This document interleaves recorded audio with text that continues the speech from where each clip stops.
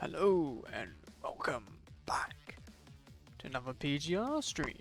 And how are you all doing? I might lower the music a bit. There we go. I hope you're all doing well. And yes, today I'm gonna be checking out Echo's here Bond story. Oh, that's actually something useful. I did hop on earlier today to do my dailies, but it looks like this just opened up. It's already 4% done. I was gonna do the Bond story, but I guess I'm doing this now.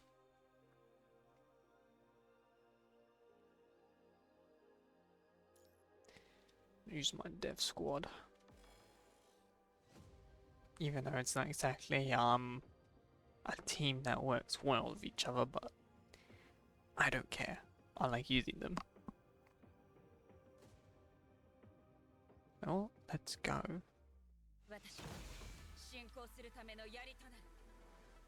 Time to beat up some fools. Alright, it's all about doing that big damage. And about 30 seconds to do as much damage as possible. Yeah, oh, okay, I can increase the time. I can tell I won't be able to kill it.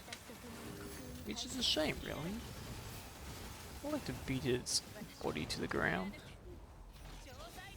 Make it mince meat out of it. Well, I'm already doing like decent map damage. I'll just keep rooting. Let's go. I wonder if I can get up to 25 bars. Maybe I'll be asking a bit too much. But oh well. Let's see how much damage I can do. And I'm out of time. Then again, I would have more time if I used constructs with ults that actually pause time. Don't know why they haven't done that for all of them yet, because I like that. Able to stop the clock.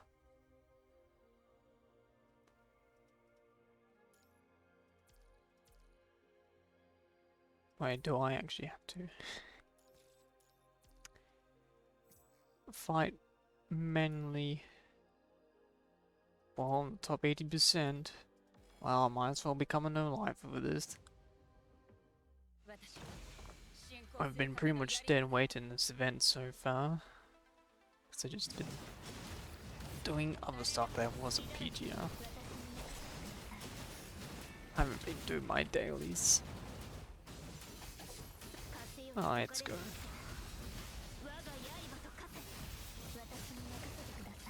Ooh. There we go.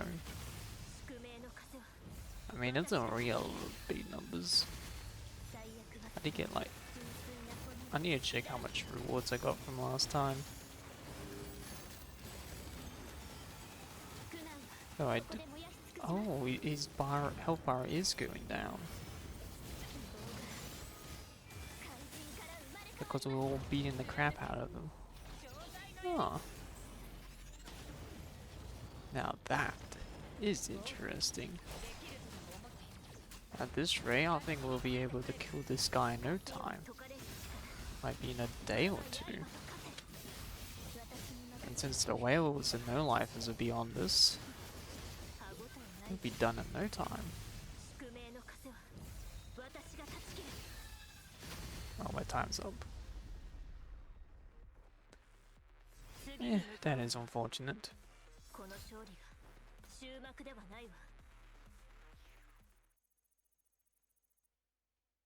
Yeah.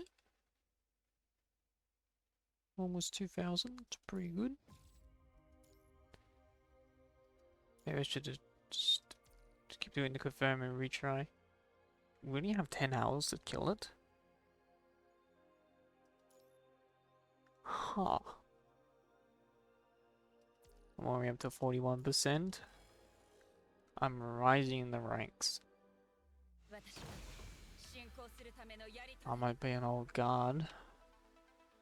I'm just an old, weary veteran. Let's go. Say goodbye to your defenses. Oh, and I stuffed up. Bloody hell.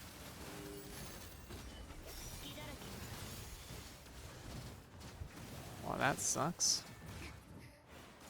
Stuffed up my rotation. And I wasted time too.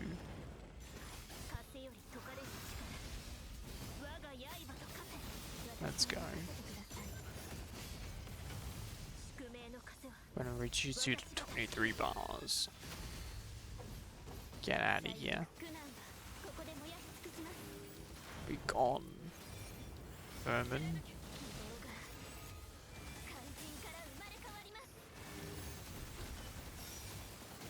The power of beating the crap out of you or win this fight. Oh. It's already over.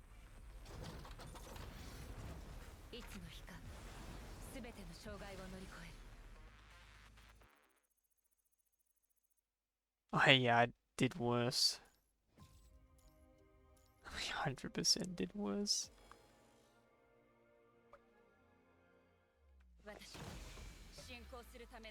400 less, that's pretty bad.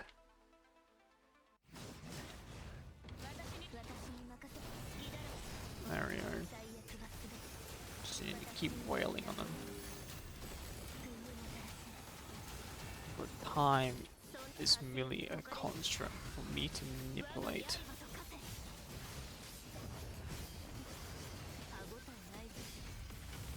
There we go.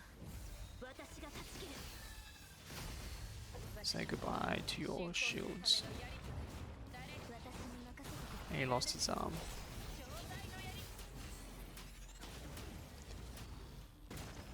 Kill the Moon Eater. And I stuffed that up. And it's a lot weaker than it should have been.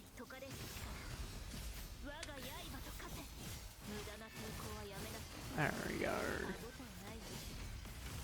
That's much better. I like seeing those numbers grow. Oh, I don't have any orbs. Well, this is the disappointing end. Well, I just don't feel like I've done better this time. Hello there, Gamer Brain. Or was that Brian?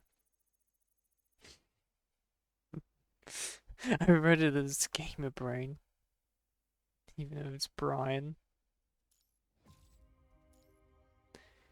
Oh dear. How do you do? Yeah.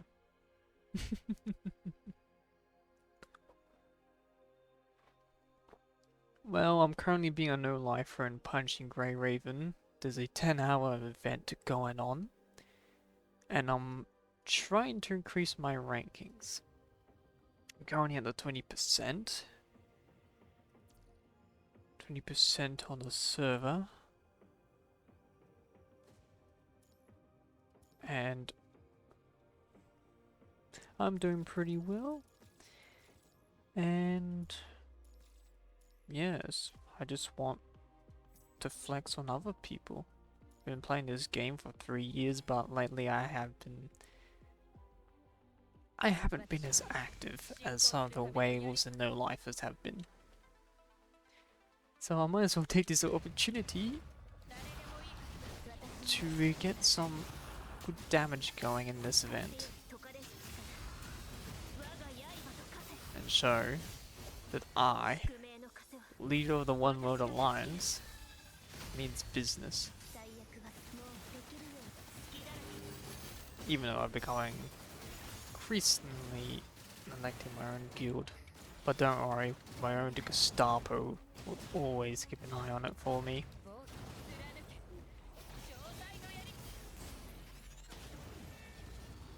Time to break the Moon Eater. Let's see if I can cut it off his arm again. There we go. Ah, I always like people to guess where I'm from. Because some people know straight from just telling from my voice. Other people get confused. So I always like to make people guess to see what they think. Oh, so I was supposed to do a Bond story. Oh, I did horribly.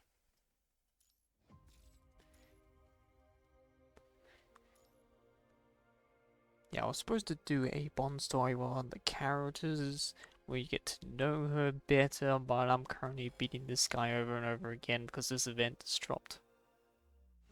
From IO! No, no. Ohio. I almost said Idaho, but yes, I'm not from Ohio. I'm not from the United States, but I do live in a country that has states.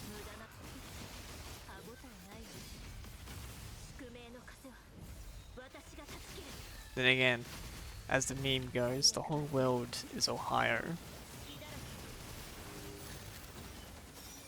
The trans flag is Ohio. The United States flag is Ohio. The United Nations flag is Ohio. Let's go.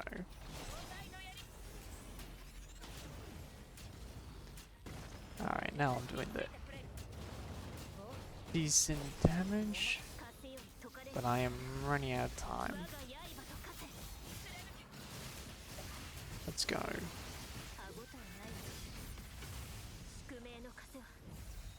And my time is up. Yeah, not just my best one so far, but it's alright.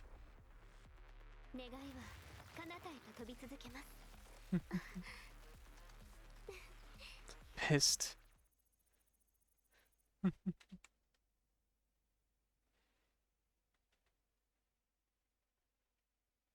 Jeez, I'm getting worse.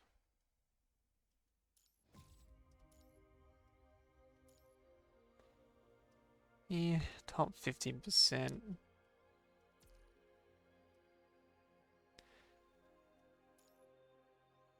Well, at least everyone has the same amount of points to do this. Otherwise, it'll be just depress me because I know someone will definitely beat me in the leading boards. Alright, I need to get up to the top 10%. I just need to keep on rotating. Oh, that's gonna slow me down.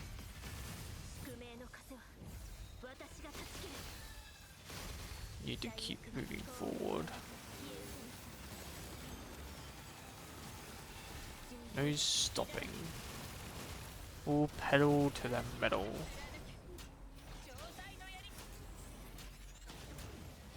Yeah, it's the damage I want to see. Beautiful. Oh. There we go.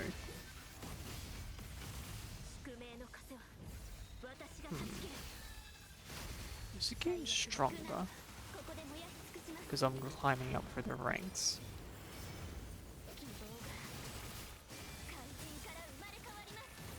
Not doing as much damage as I did before.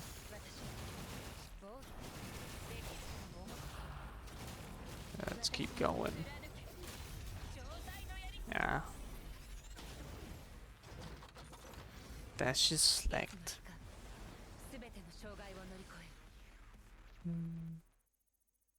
Shame. Ooh.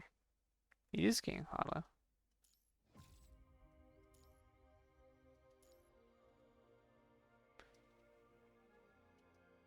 How on earth? Who is this person? Show me your members.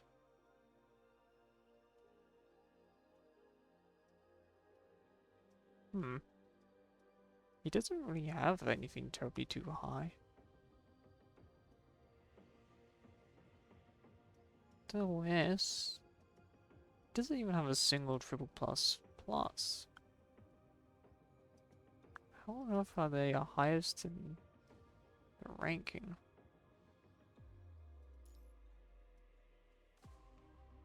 Yes. He's in Althea.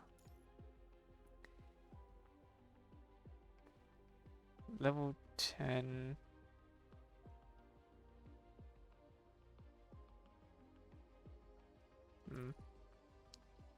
Don't know what they'd be like. Okay, which number 100? Well, I'm almost up to clicking closer to 100. Bruh. They don't have triple S. What is this? What is this heresy? I think I got tons of points to go for. Shouldn't be being so defeatist already.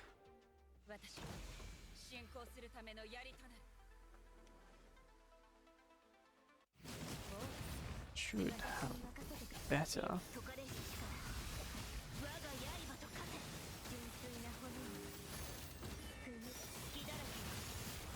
He is getting stronger. Not doing as much damage as I did before. Oh my god, we're only at 300,000.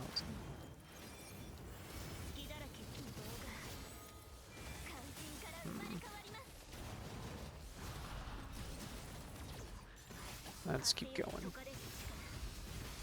Must always move forward, no matter the cost.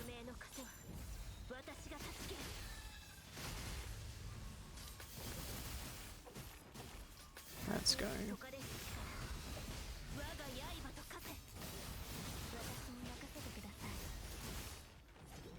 Let's go.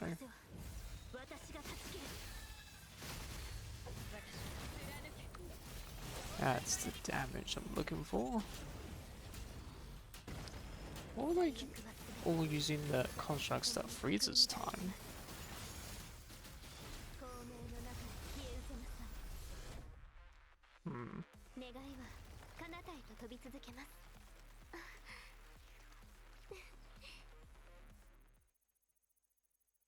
Okay, I did a lot better this time.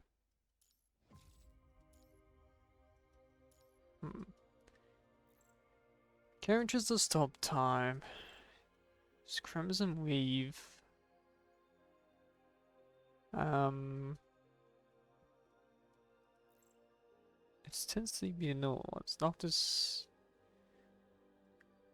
hanging Carabiner.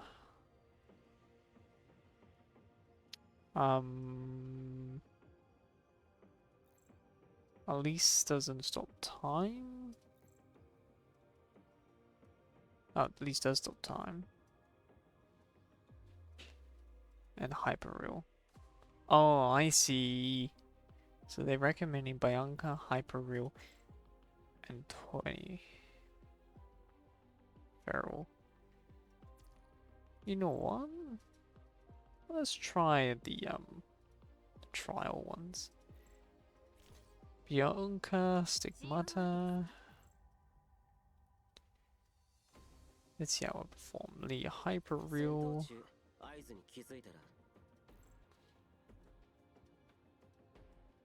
So this is how they gain the points.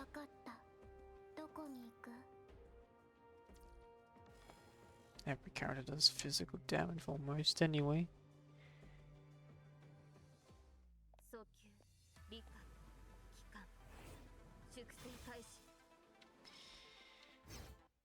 There we go.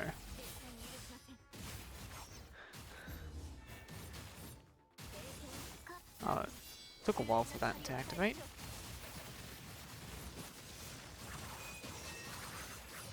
I need to swap. This is taking too long.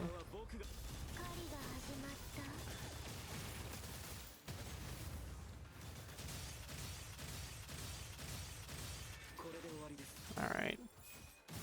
Let's go.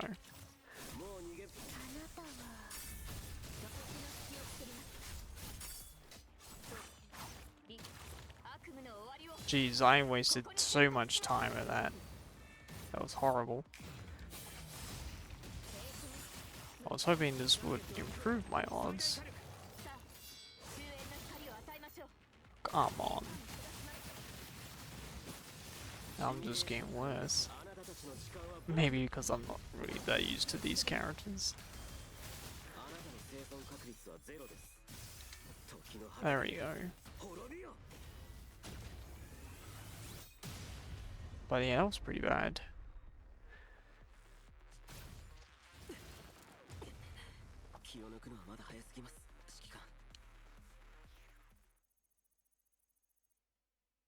But even though that was bad, I still got 700.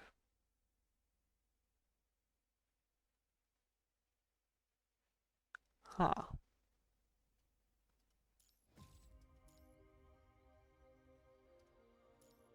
I want to do that again.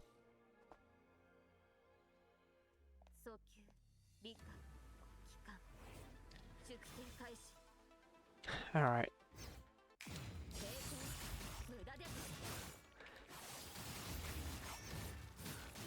Alright, we're gonna swap.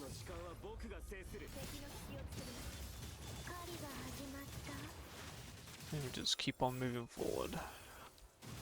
Now, of course, I didn't get the super off yet.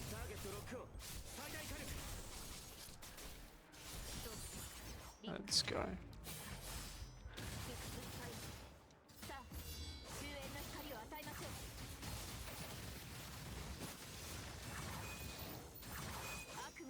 Alright, big blast. Let's go. Oh, I shouldn't have done that yet. Anyway, big blast time. Now, if these were double S constructs of my own, they would probably perform a lot better. Well, at least that attack stops.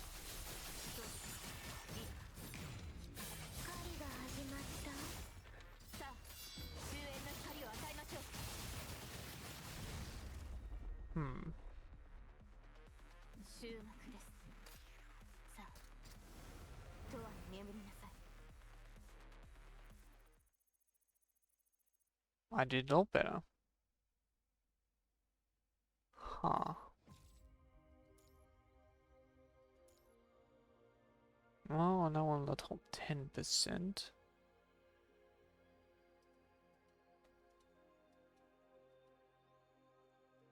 Let's see, the top leaderboard keeps on changing.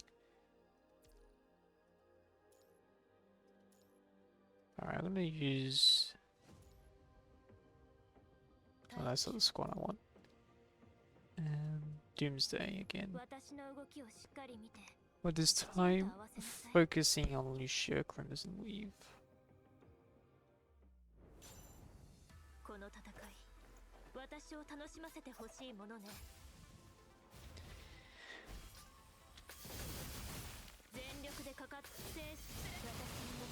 Let's go.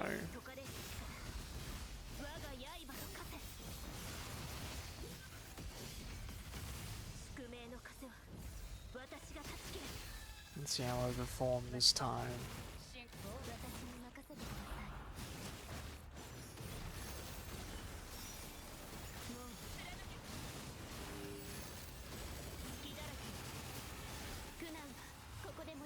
Let's go.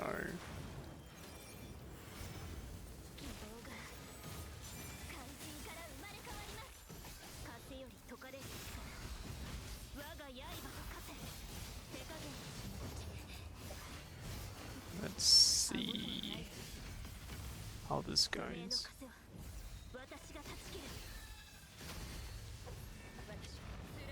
There we go.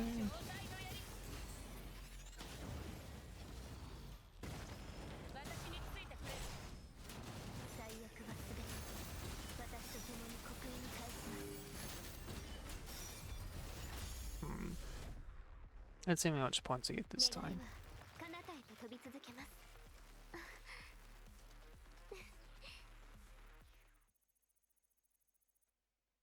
Less.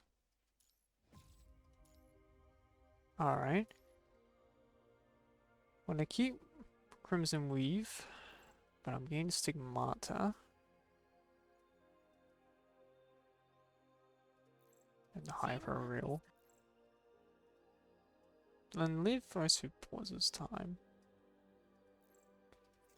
But these are all attackers.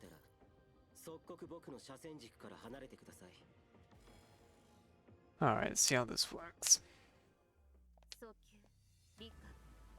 All three of these characters stops time with their ults.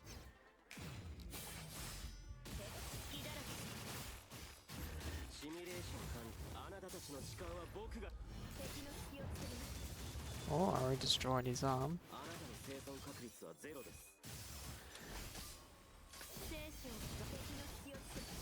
Let's go.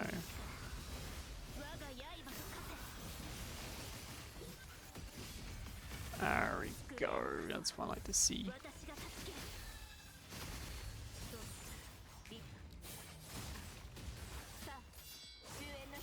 Let's go.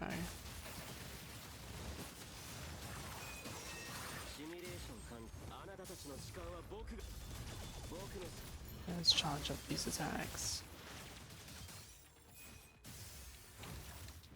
There we go. Time for the big one.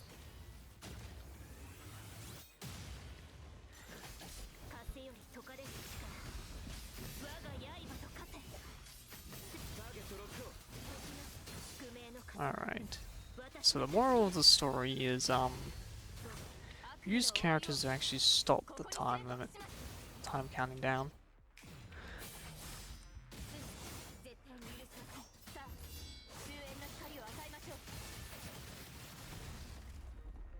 Damn, that was super effective.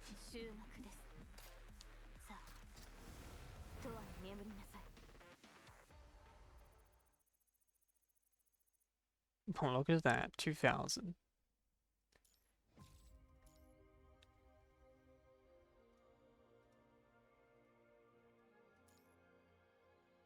There we go, I'm in the top 100. That's what I'm talking about.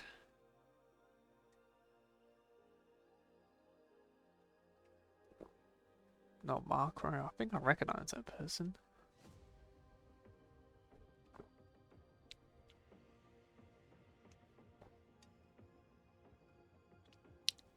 Alright. I'm in the top 93 now.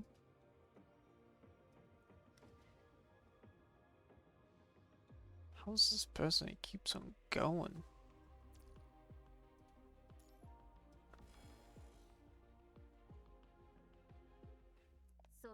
Must be using the meta to the fullest.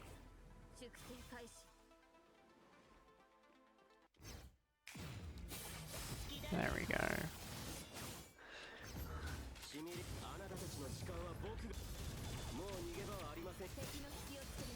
There we go.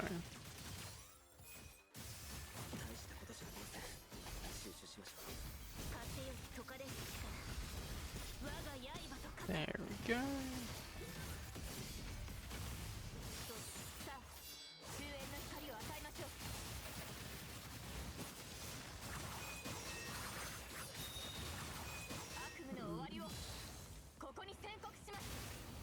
There we go. I should have done that attack. That was a waste.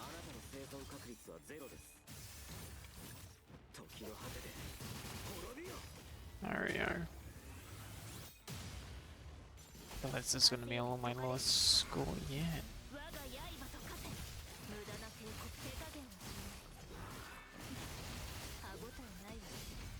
There we go. Is my lowest score yet. Is it me, or sometimes I don't do as much damage?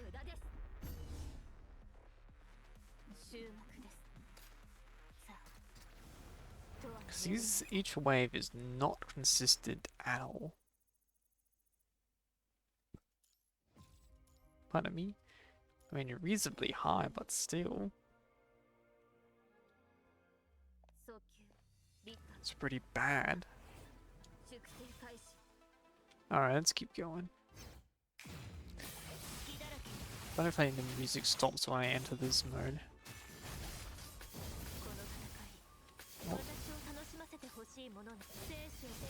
Come on.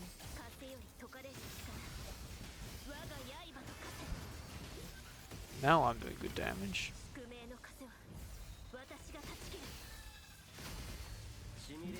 Don't know what that was about.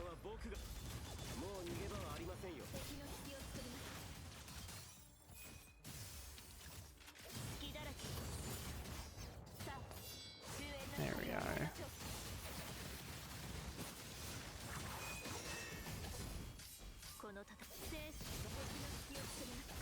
That's what I'm talking about. Ah, that's satisfying.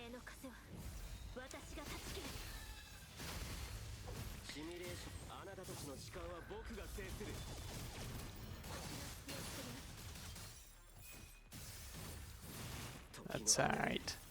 Time for the big attack.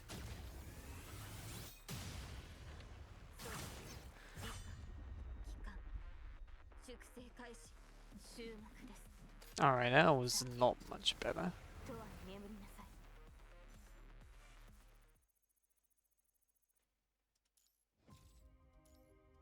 Alright, 2 more goes.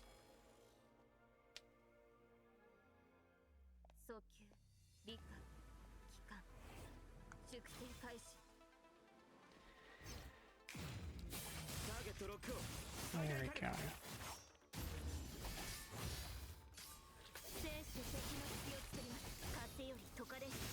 There we go. Oh, already 600 already. Oh, he's not taking as much damage this time. Hey, what's causing this damage differences? What's causing it?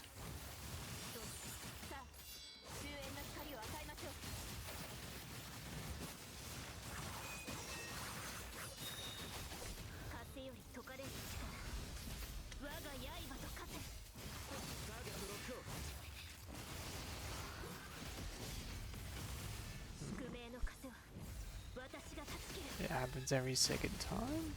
Or what?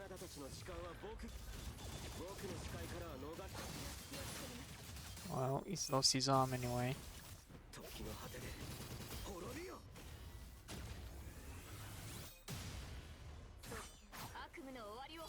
There we go. Have the power stopping time.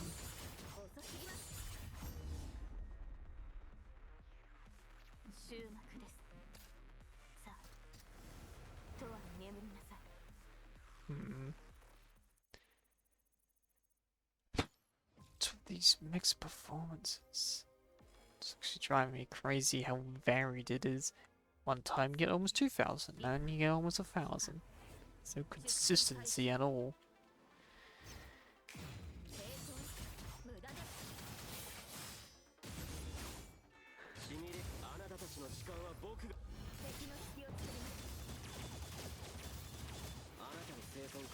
And like this time I already done like tons of damage.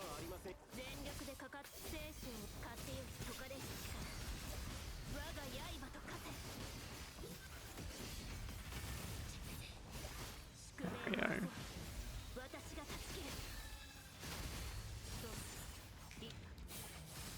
What? Yep.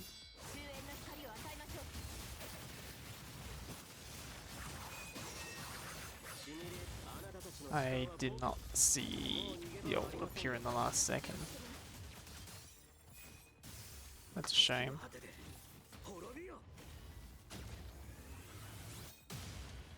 Damn, these two characters really do not hold the combo good at all.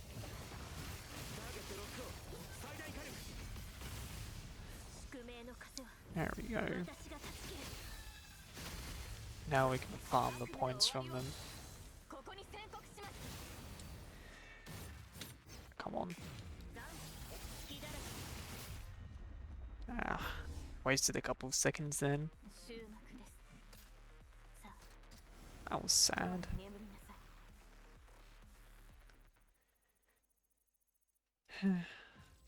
And that's me done.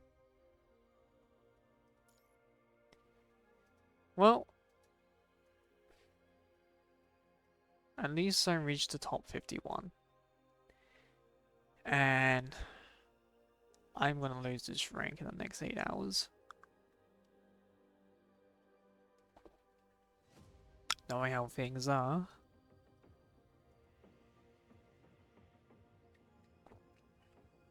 If I did that consistently, that would be doubled.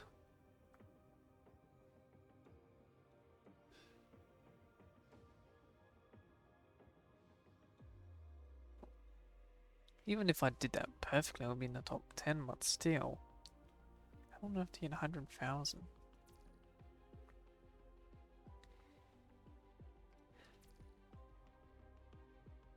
There's no way it's only 4%.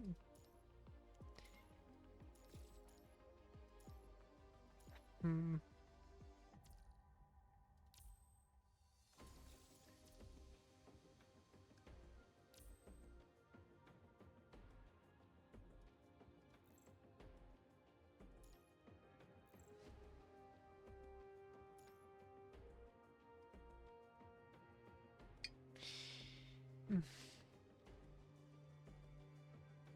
Get her for free.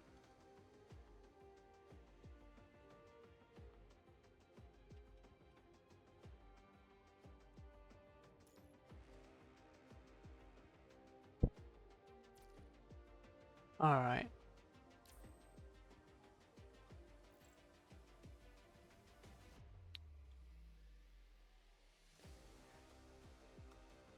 My last batch of cards will be in this round.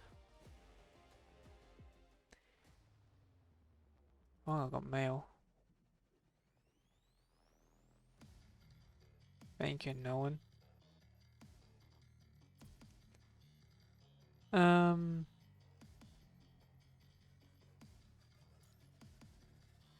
Look at the research.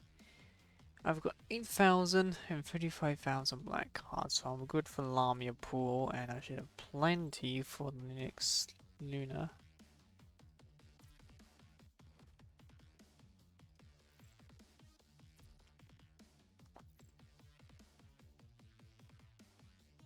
Yeah, pretty good on the members. Almost with Lamia's unique weapon.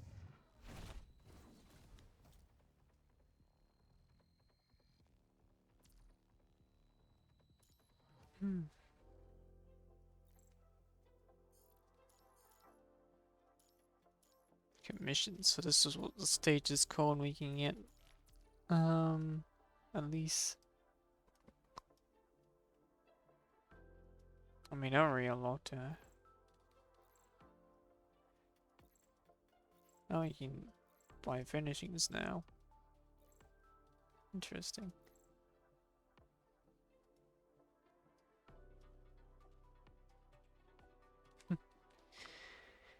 I already bought all the rare items. And just save my points for the next slot. Well then, time to go back to the purpose of the stream.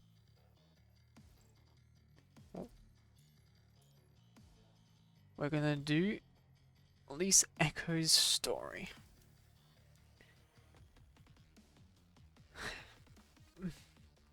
Well then, sit back, relax, and enjoy the story. Gonna check something real quick. There we go. Let's do this. In the woods, where a small Utopia collection point is located, Conservation Area 104, Earth.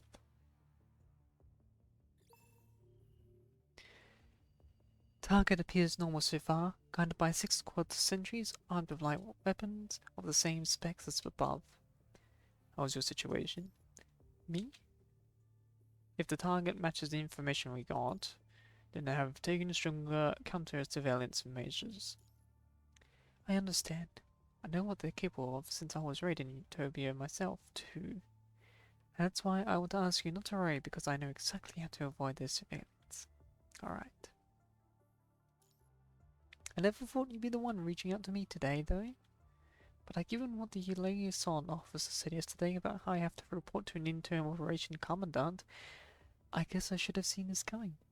Instead of involving more people and risking having the world find out about me, it makes a lot more sense for you to be in charge of things when you already know about me. Would you mind if I ask you something, Commandant?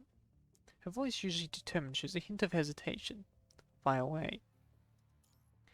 About those branches of Utopia that were destroyed, what happened to the people there afterward?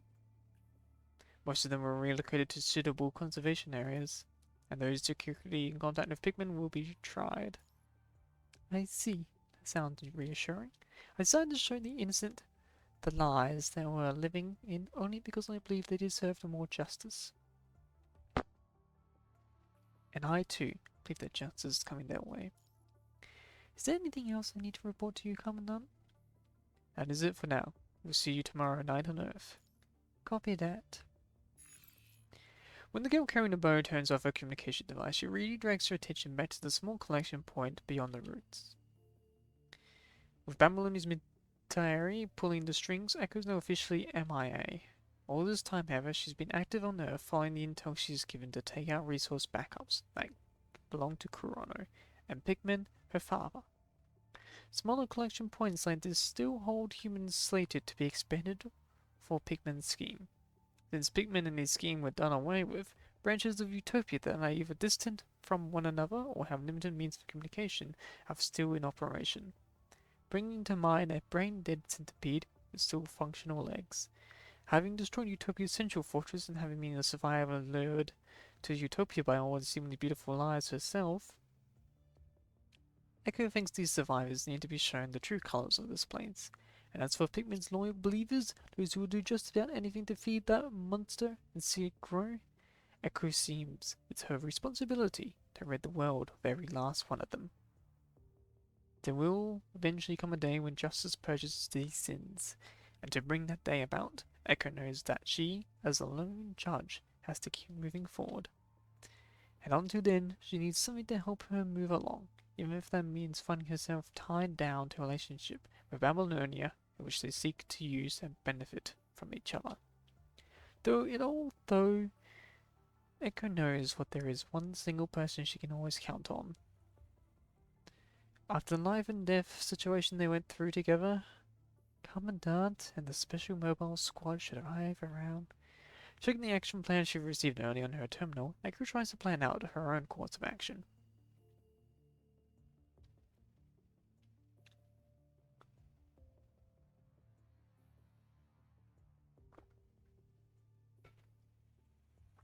When she looks up, a man strikes her as an odd. Among the otherwise peaceful group of people, she makes her way through the collection point, seemingly unsettled.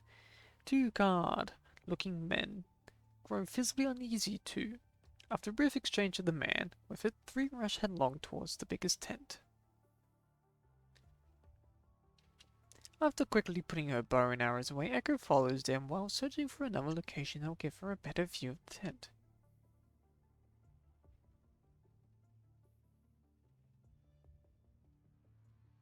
Babylonia.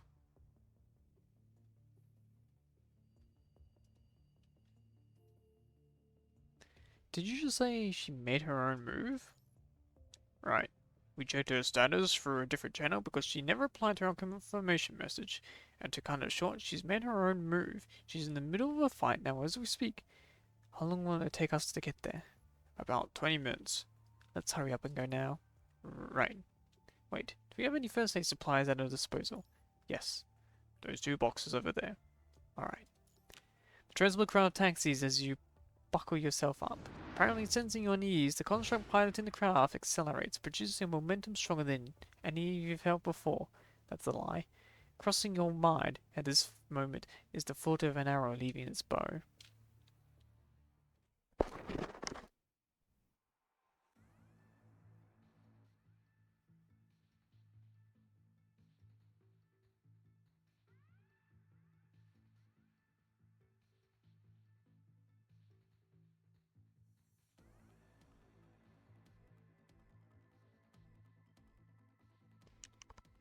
Swoosh.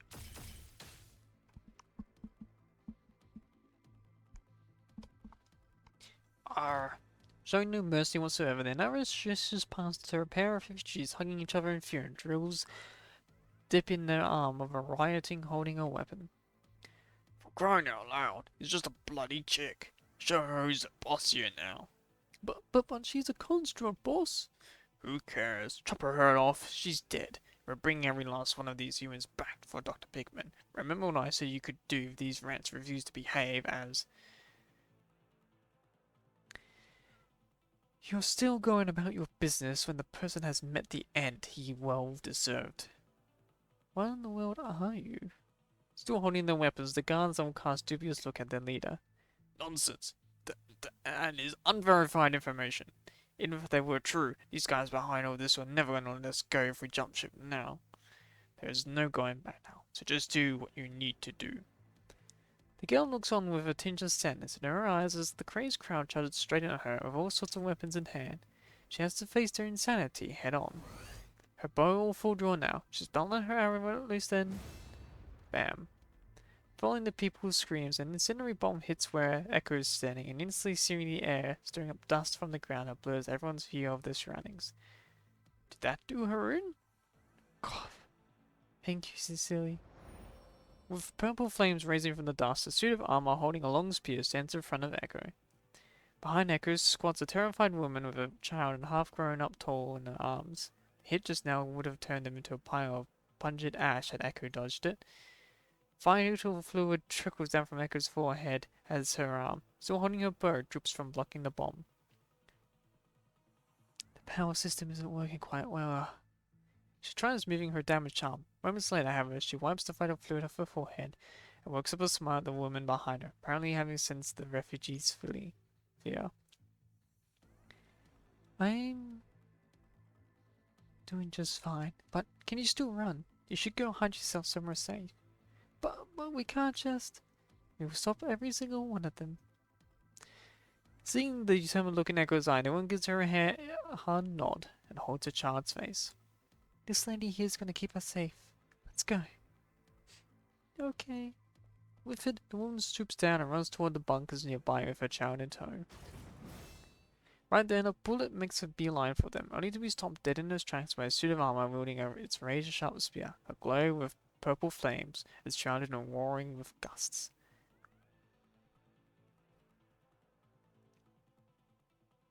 Guess I won't need to hold back now, then. Quick, hit her again. Boss! The guard points at the transport craft in the distance that's coming in their way at full throttle. They're here to help her. We can't let it land. The second incendiary bomb pierces the air. It goes not at Echo, but the transport craft that's about to land. Wait, no! As she screams, Echo and the suit of the armor charge straight at the person leading the guards.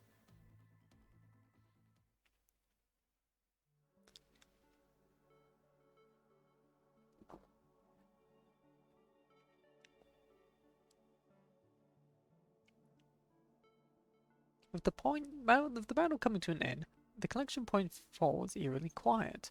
The constructs from the mobile squad all tally up the people at this particular branch of Utopia and tidying up the data. Having survived the battle, Echo, who's sitting right across from you now, seems to be donning a heavy cape as the glow of dust showers down on her. Almost done. As you gently fix the bandage in place, Echo's last wound is patched up. She retracts her arm and stares at the less than perfect bandage knot in silence. From behind you hear people being pushed as they walk. They are Pikmin's minions. They're bound to be sent back to Balmonia, where they'll be tried and convicted. Damn it, you lousy little... It's all ruined now. Well, it's all because of you. You have no idea how hard Dr. Pigman had to work to get this far. Cut it out. Keep moving. The construct forces the gun leader's head down, and the man who ever speaks even louder than he did just now. So you think you saved those people, huh?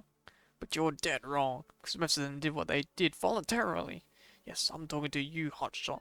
Look what you have no idea. Ah. Suddenly at his wit's end, the construct escorting Pigman's minion knocks the man out cold with a strike and carries him to the transport's craft's commanding cabin. Seeing what's happening to their leader, the rest of the Pigman's minions dare not to say a word, venting their spleen at Echo with a menacing stare, as only when they pass her by. We'll be staying here for a while, Commandant. bomb didn't punch a hole through our craft side armor, but the explosion itself did a number on the fuel tank. The pipes connecting to the engine. Now the transport craft will be here in a few hours for a mission, and will be staying here until then. They are done with this current mission. No problem at all. With a salute, the construct flying the transport craft that's taken you there here turns around and leaves.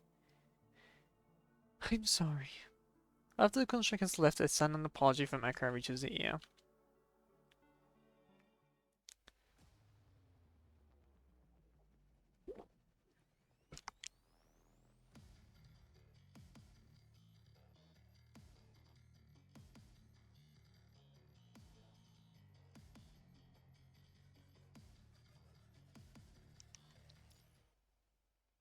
Chapter 2. It's several hours past sunset by the time you're done dealing with Pikmin's minions and selling the refugees in. The constructs are still busy reviewing the data at the collection point. Beside the conservation area 104, Echo on the other hand is gathering up a bunch of items on her own, taking them to a nearby empty lot. Paper, products, dirty branches, old decorations, etc. These are things that lie around her feet now. Echo goes down and gathers them into a pile. Moments later, she produces a light and sets these ownerless items on fire. She's only inches away from the burning pile as specks of ash flutter in the rising, heated air, close enough to catch a few if they drift to her away. As you look at Echo, you wonder if her weird apology from earlier had anything to do with the guy had said about her. You find yourself standing next to her now, your feet simply having carried you here with a mind of their own. Still not entirely sure what you want to say.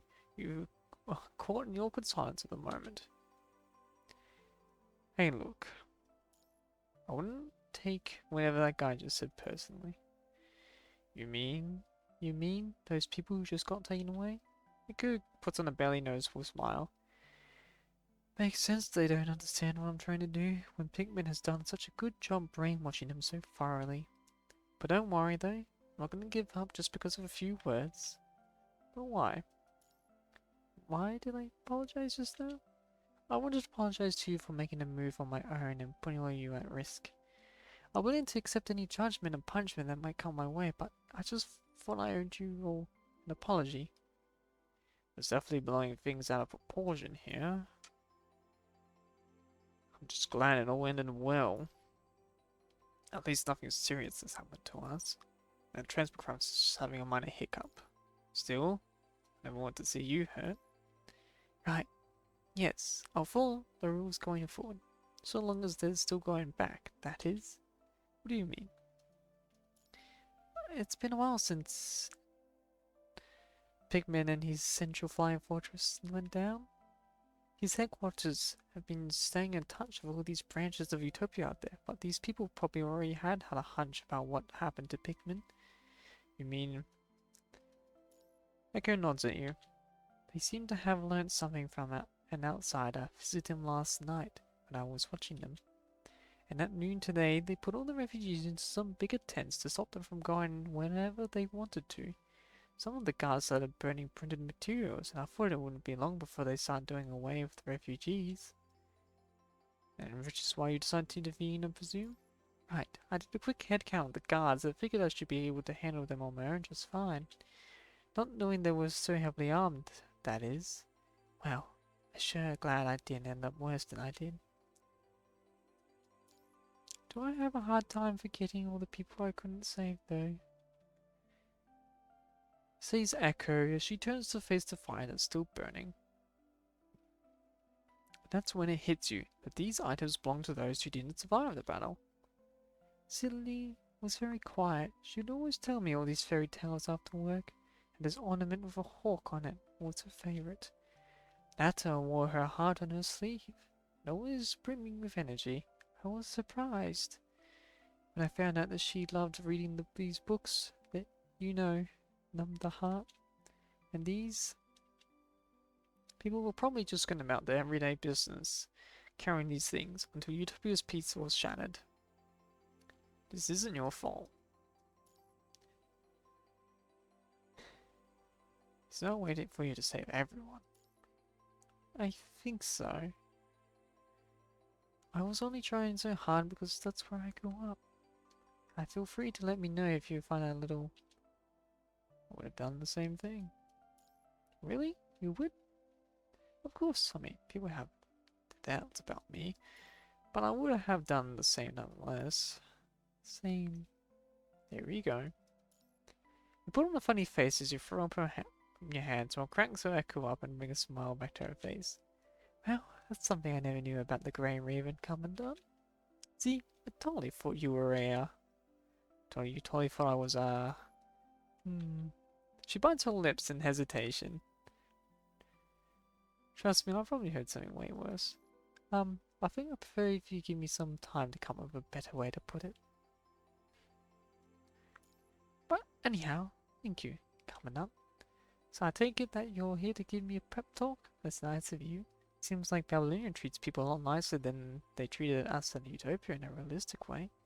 Says Echo's memories belonging to Lena pop in her mind. Echo can now seem to wrap her head around the ad hoc squad, to all those different figures. Should definitely give it a try sometime.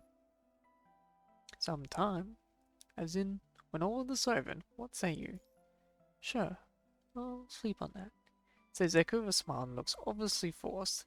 It's anyone's guess what just crossed her mind. Chapter 3. The transport craft slated to come has arrived, carrying resources to be delivered to other conservation areas. While they did offer to take you back to Babylon, you kindly refused them and asked them to first finish what they came to do. Resources are life and hope, and a couple more days at the Conservation Area 104 is nothing if it means the resources can be delivered to those in need as soon as possible. Crackle. Speck of fire pops out of the burning chunks. It's going with the wind before it even lands on the ground. Firelight that dances on you and Echo strikes you as familiar. It wasn't all that long ago when she told you about her past as she tried to break free of the shackles that once held her in place. Are you sure you're fine staying out here? It's probably a lot cozier and warmer in the transport craft. I get to sit there every day, but is it every day I get to camp out here? I wouldn't call this camping when all we have is this campfire here. And I also got you to keep company. Suit yourself, then. The night wind is far from being bone chilling cold, but you're still glad there is a nice campfire here to keep you warm. Staying in the transport craft surely would be cozy, except you would feel bad about leaving Echo out here alone. And Echo probably doesn't particularly fancy the idea of getting herself stuck in that tiny space with Pikmin's minions. And when you cast a look over Echo, you see that she's writing something down in the notebook, the firelight shining upon her. When gripped by writer's block, she bites the pen's cap absent-mindedly, bringing to the mind an image of a diligent student, rapping with some class assignment. She looks at you dumbfounded, her cheeks are light pink. You can't be sure if it's the firelight or the brush. Blush. But she quickly puts on her poker face again as she buries the notebook in her chest, seeming not wanting to see what she's written.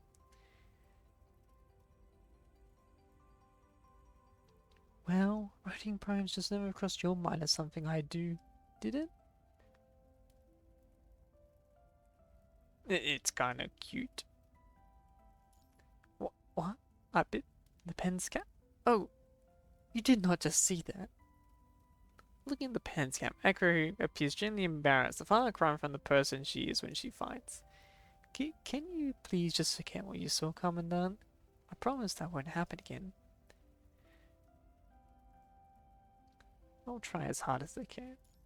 Are you sure you weren't laughing at me just now? Well, see if I do that myself too. Oh, is that so? Echo casts a dubious stare at you. Yes, of course. And in an attempt to seem credible, you give her a few hard nods.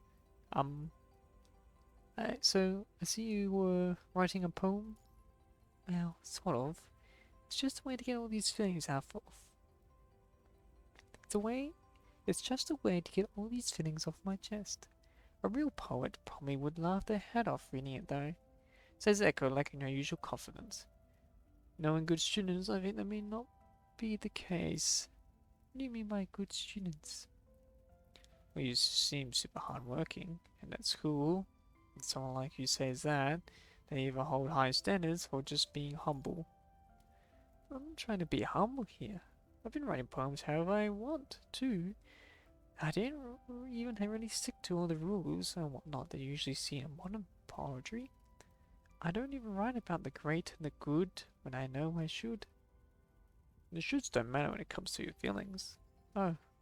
Echo travels off, then the thought suddenly pops in her mind. She picks up her pen and starts running away in the notebook.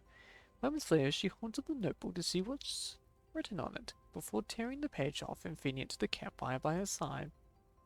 Wait, what are you... You don't like it? But didn't you really need to do that? Oh, well, the one just now was for the refugees from today, especially those whom I couldn't save. I thought it'd be better burnt than kept in this notebook for me personally. That's when you notice that a few previous pages have been torn off the notebook as well. This is probably what she has done and been doing in memory of those who lost their lives in Utopia. I was struggling with the end of that poem, couldn't seem to work around it, until you gave me the piece of advice about ignoring the shoulds just now. Echo watches the piece of paper as the flame devours it, her eyes glistering with the firelight. Engrossed, she starts reciting the poem she wrote. In the land through which white aurora flows we trust. From the land, though, which the white aurora flows we try to break free. The dust swarms around us with grey smoke, swallowing the tears we have shed in confusion, turning them into a riverbank too far for us to ever reach, as it hears the children's calls from behind. The world holds not, when the night and river stop, the children hand in hand. The children can be heard saying, "This place could be bright as day. We shouldn't be looking for a dawn. It's dawn that should be looking at us."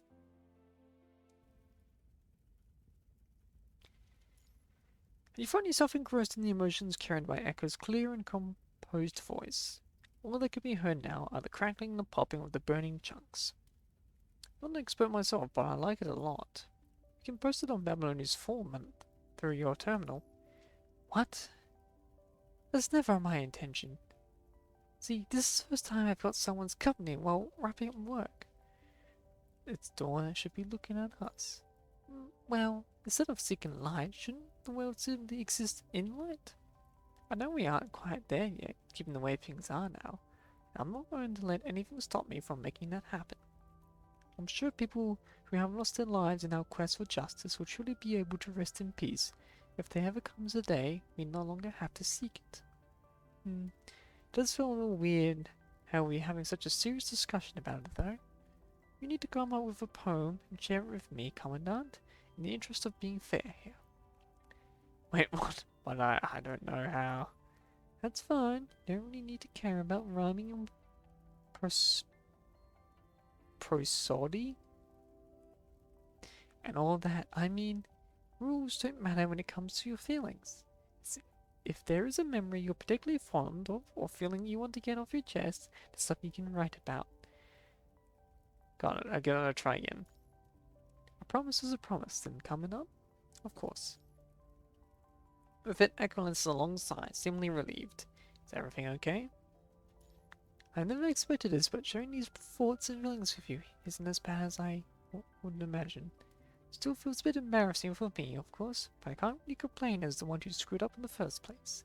Say, if poetry ends up being your cup of tea, maybe, never mind. I'll be waiting to give you a poem to read then.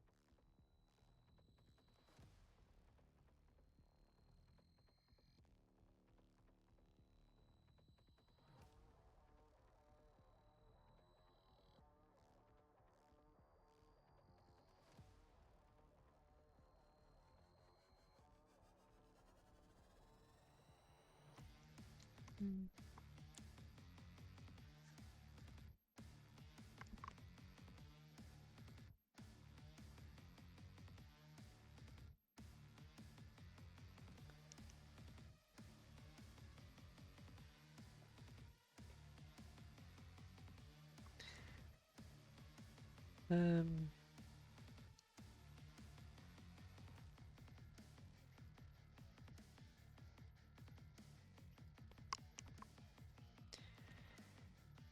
Alright then. Chapter 4.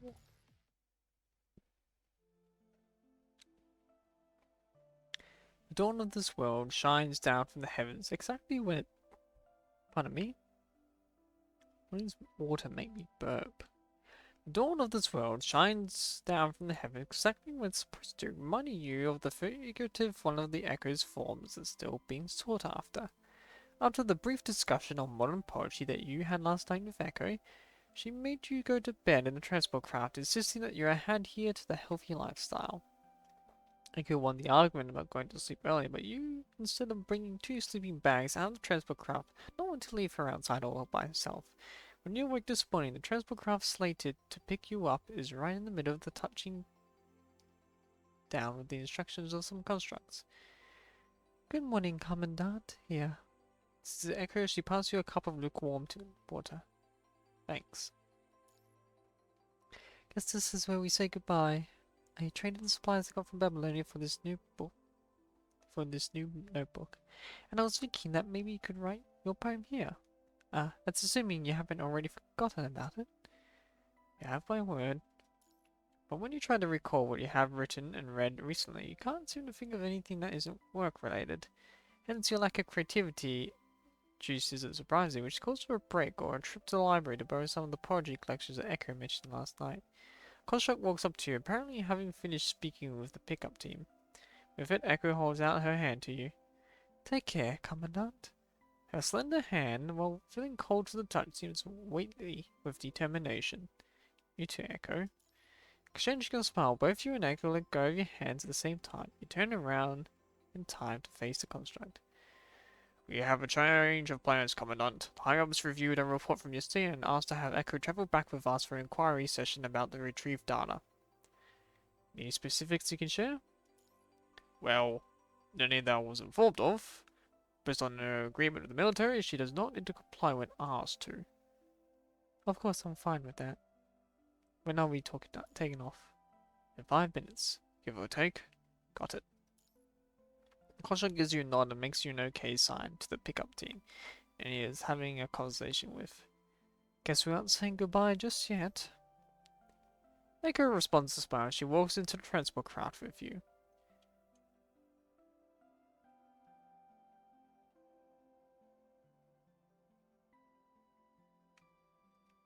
The flight is a short one, lasting for less than half an hour. Before you know it, the transport crafts have already touched down in Babylonia. Your group and Echo try to pay a visit to the person in charge of the data retrieval, only to find them in a prolonged meeting. Over 10 minutes into waiting, one of the staff members pops his head out of the meeting room to let you know that the person wishes to postpone the inquiry session, seemingly in the middle of a discussion that can't be cut short. You tell him that you can keep an eye on Echo for the time being, to which he gives you a few thankful nods. After promising you that he will reach out to you over the terminal, he quickly disappears into the meeting room again. Where should I wait? Got an idea. Follow me.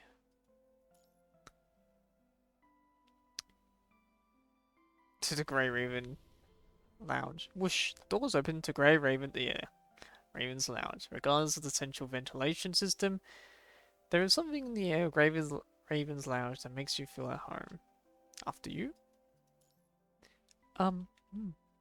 Echo takes her eyes off the Raven logo out to the door and looks into the lounge where she hears you. She fixes her clothes and straightens herself up. Thank you for having me. With it, she steps into the lounge. Come on, drop the formalities already. My team's all away today, so it's just me and you. Good manners are always necessary since I'm the one visiting here. Oh, please, do bring them my regards, Commandant. Sure thing. Make yourself at home then. Thinking that having Echo sit down would help ease her, you point at the sofa. And she sees a messy collage of uniform and terminal appliance lock codes waiting to be organized, which none of you has had the time to do over the past few days with your planes full. Give me a few seconds here. You jump right at the mess, it's not cleaning at all momentarily beating yourself up, always piggybacking on your team. When you turn around, you see Echo trying to hold back a laugh. Laugh what you want. Echo sits down ugly and probably wait you gesture for her to do so. Such a legend and all, so it's just interesting seeing you being so normal. So you've heard about me, I see. A proud publicity dump tends to exaggerate. No, I heard it all from Lena, from where she was still locked up. She made you out to be an executioner of justice. I couldn't help but wonder how you must have been raised to be such a perfect human being, who finds not to absolve themselves of whatever sins they bear, but pulling the name of justice. Seems that's totally exaggerating. And you've proved Lena right, though. Your actions back then when you were trying to bring Pigman's Flyer Fortress down, that's how you won my trust. Which is why it's quite funny to see, what's the word for it? The childish side of you? Echo burst out laughing, no longer able to hold it back. Well, I don't bite my pen's cab at least. Wait, but you told me yesterday that, so you really lied to me. It's true. I don't buy my pen's cab, but I get lazy with cleaning and talk nonsense sometimes. Which makes me a normal person just like anyone else. Past that shaped you doesn't matter as much who you are at this very moment. All you need to do is to channel your engine to think about how to achieve what you set out to do, so long as you see value in them. Agreed. I mean, even someone who is such a legend and all can still find poetry writing a little difficult, right? Whoa, is it there? I might have had a distorted view of you before, Commandant, so allow me to correct myself here. It's actually that I've come to know you better. Likewise. Like, I've actually got you a little something for trying to cheer me up the other past few days. And for having me here for today, too. Oh, what is it? Beep, beep, beep. Your terminal chooses the worst time to let you know that the inquiry session is about to begin. So the type you can't wait for a surprise, huh? It's called a blessed star. Cecily came up with it. I think it's going to take some time to get it ready for you, though. Shall we? We're supposed to head down to the inquiry session now, right? Yep. Let's get that over with then. Says Echo. She stands up, once again looking like her usual confident self. Chapter 5. Thank you for your cooperation. Echo gives the construct a nod, except the construct is fully absorbed by the terminal in his hand. When you see Echo stepping out of the meeting room, you quickly save the draft of a few words and phrases that you've come up with. Is the inquiry session over? Ray Raven, Commandant? Yes, it's over. Great to see you here. We will need Echo to take the next Earthbound transport craft back to Earth as her temporary guardian. You'll kindly ask to ensure that she is sent to the specific location. Of course. Let me mail you about the specifics now. Done. Checking the mail, you see that the specific or specified location is right around the next branch of Utopia. A transport craft that you and Echo are taking is leaving in no time. She's leaving this soon. Given her unique identity, Echo can't be seen sticking around for too long now. Construct sounds hesitant, apparently not having seen that reaction coming at all. The target that both the military and I are after is here. That much is certain. And even with the arrest warrant revoked, people here are still probably going to feel a little confused if they see a commandant with some construct they've never seen before. But I mean, that's something we need to worry about since we've got pretty weird constructs on this space station. Alright, let's see. The construct salutes you before proceeding to disappear around the corner of the hallway. Well, someone could go to the library to borrow the poetry collections that you mentioned. Oh, is that so? Like you, Echo seems somewhat excited. But it indeed makes sense that I shouldn't be seen around now, given my identity. But I still very much look forward to reading your work with the insight gained from these books, Commandant. May allow me to experience their charm in a different way. Good. God, only knows how long that's going to take, though. That's fine. Time is no object. Wait, when's our flight? I think we need to get going now, right? Crap, we gotta go run. You grab Echo by the wrist and start running down the hallway. Hey, it's on the wall that you aren't supposed to run here. Silica would have protested already if they actually meant it.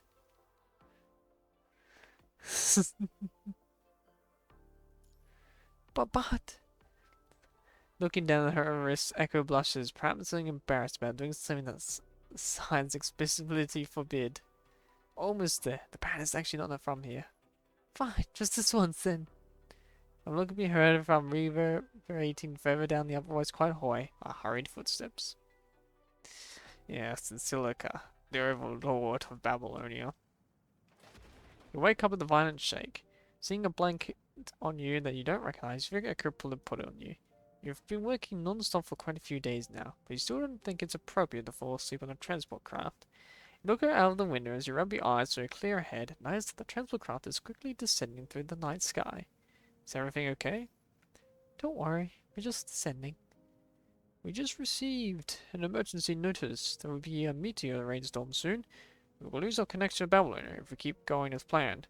Best we wait it out before we take the air again. Now hold on tight, we're touching down. Upon landing, the plane doesn't shake as violently as you thought it would, thanks to the pilot's skillful maneuvering. With the engine turned off, the craft eases into a silent embrace of the night. Can I open the cabin door for some fresh air? Motion sickness? No way. I thought I'd check out the meteors from the rear side. Oh, well, just don't wander off. The constable casts a glance at Echo. It's sure, let's go. You hold power of the craft and wave back at Echo.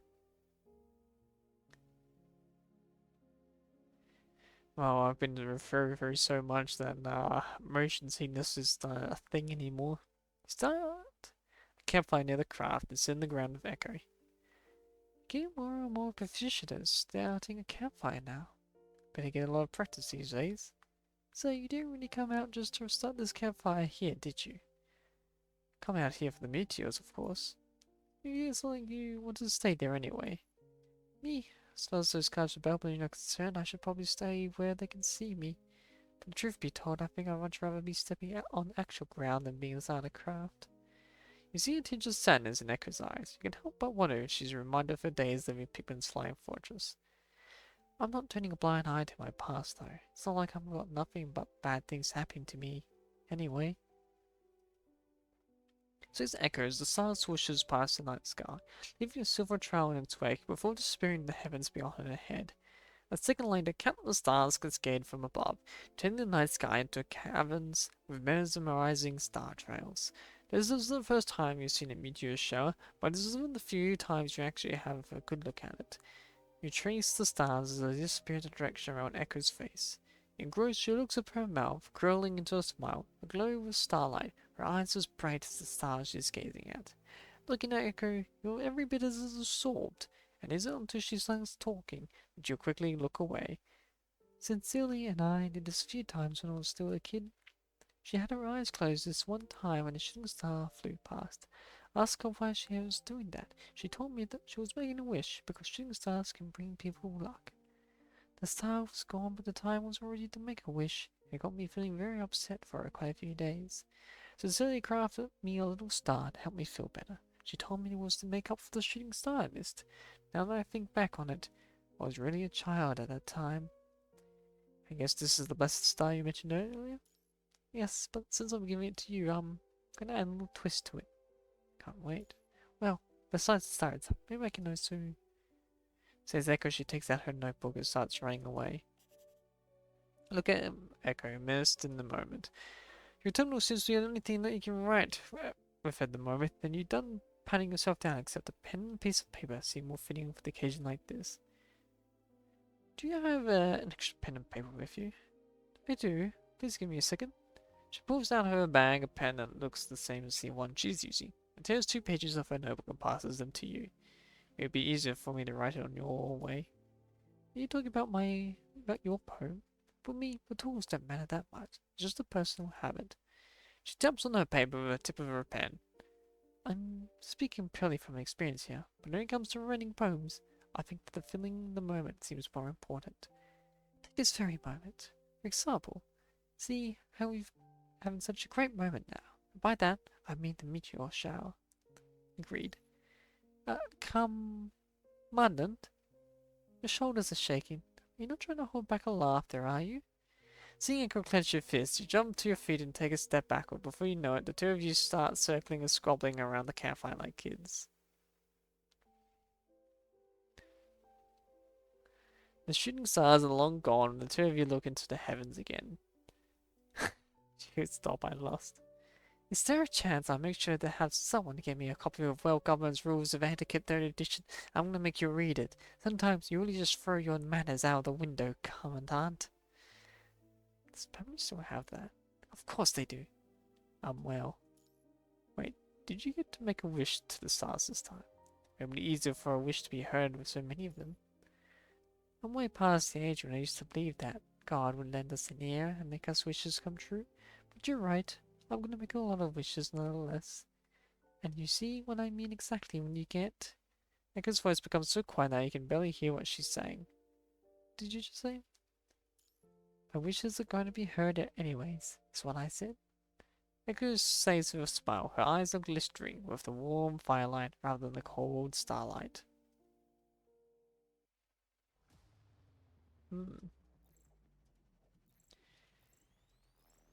Well, time for the last chapter.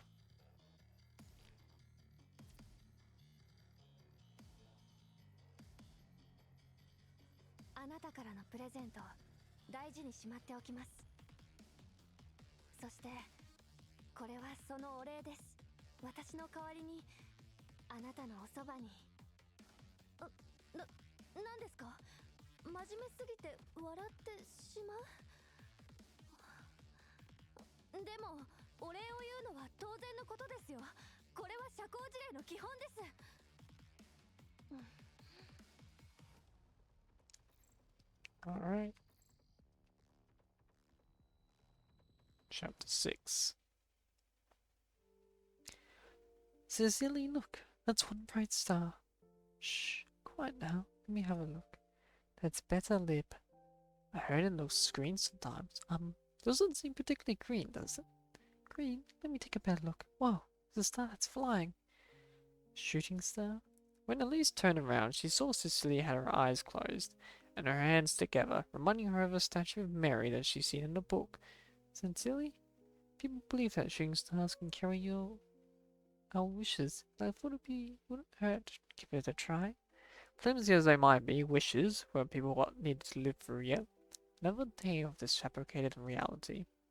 If God did exist, and if you were listening, sincerely hoped Elise would never again fall for this facade.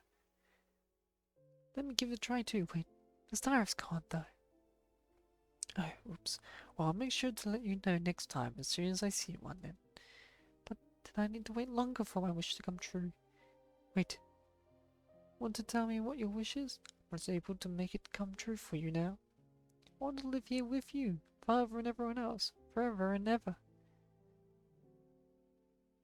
Echo, still asleep? They certainly look happy or sad. Couldn't seem to remember. I'm sorry that it took me so long to see the place what it really was. But you had someone you can truly trust, and that's already more than I could have ever asked for. Sincerely? Echo? The sunlight this morning is anything but blinding, and the constructs don't need much time to grow used to the brightness of day, which is why Echo jumps right to her feet the second her eyes fly open, and takes a few steps back. Wait, is it this late already? Did I actually sleep for longer than you did, Commandant? I can't believe this is happening. You haven't had much sleep before those flights, have you? And you should have kept your distance from me until I've groomed myself. Upset, Echo fixes his hair and coating, both of which seem perfectly fine to you. You seem perfectly fine. Okay? No way. Everyone needs a quick fix when they wake up. That's just good manners. And your hair, Commandant, is sticking out from one side. Give yourself a serious fix. Much better now. And here? Gently Echo flattens your hair. You can come in handy now, thank you. I still can't believe I fell asleep last night just like that, though. two of you were having a conversation about parodic rhetoric before veering off to books and weird stories and anecdotes, and before you drifted off first. Ravan, whatever happened to our mission? That's exactly why I came to wake you up. The meteorite storm was worse than expected, so I decided to stay put until morning. Before you know it, Echo's done packing and disposing the burnt chunks from the campfire and ready to go.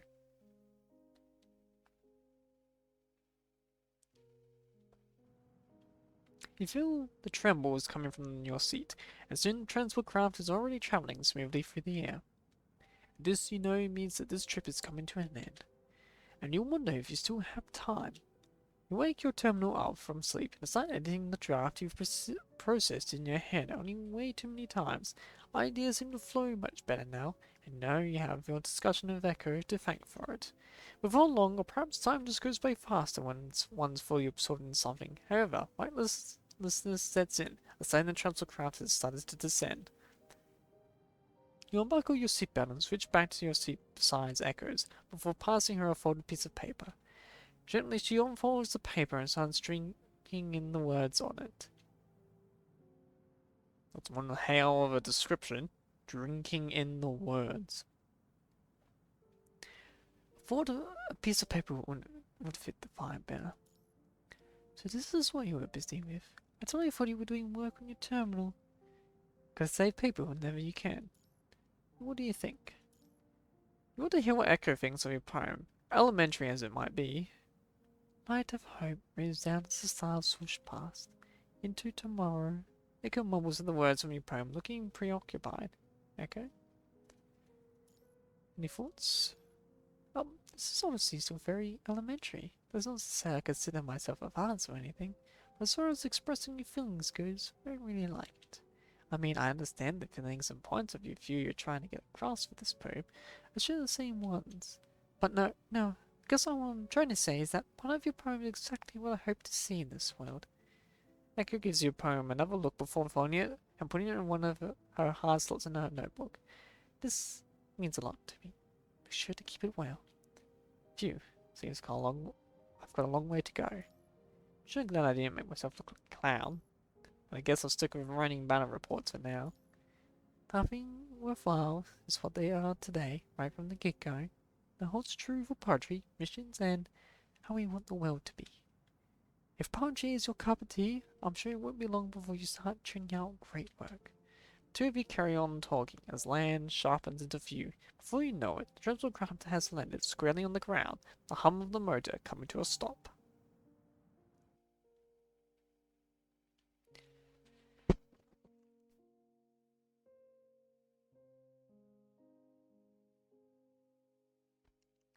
And I think this is where we say goodbye coming up. I'm sure we'll see each other again.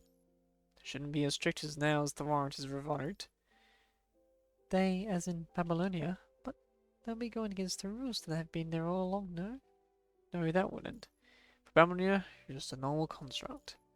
And since the strict restrictions aren't really that necessary in the terms of a normal construct, Babylonia. I can't say I'm excited about staying there, but I guess I wouldn't mind if you're there too. Mika smiles at you, her hair aglow with the light pouring into the cabin, reminiscent of an apostle bearing a sacred mission. I, Echo, have arrived at mission locale as per order. I shall contact relevant personnel upon discovery of valuable intel as per the terms stipulated in the agreement. Please do. She turns around and starts walking into the wilderness, knowing full well what lies in store for her up ahead.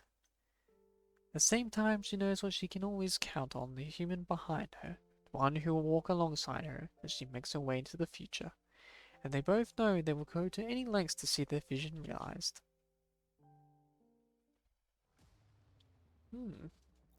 Certainly is interesting. Very wholesome story. 指揮官、帰ってきたのですね。私はてっきり。まあ、よしとします。規定により、休暇届の申請が必要ですよ。まあ、今回は手伝ってあげます。次は勝手にいなくならないでください。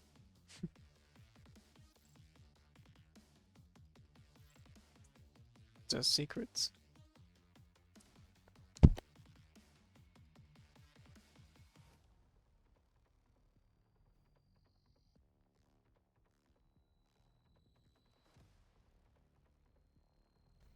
Her serious personality and disciplined style make her a good judge.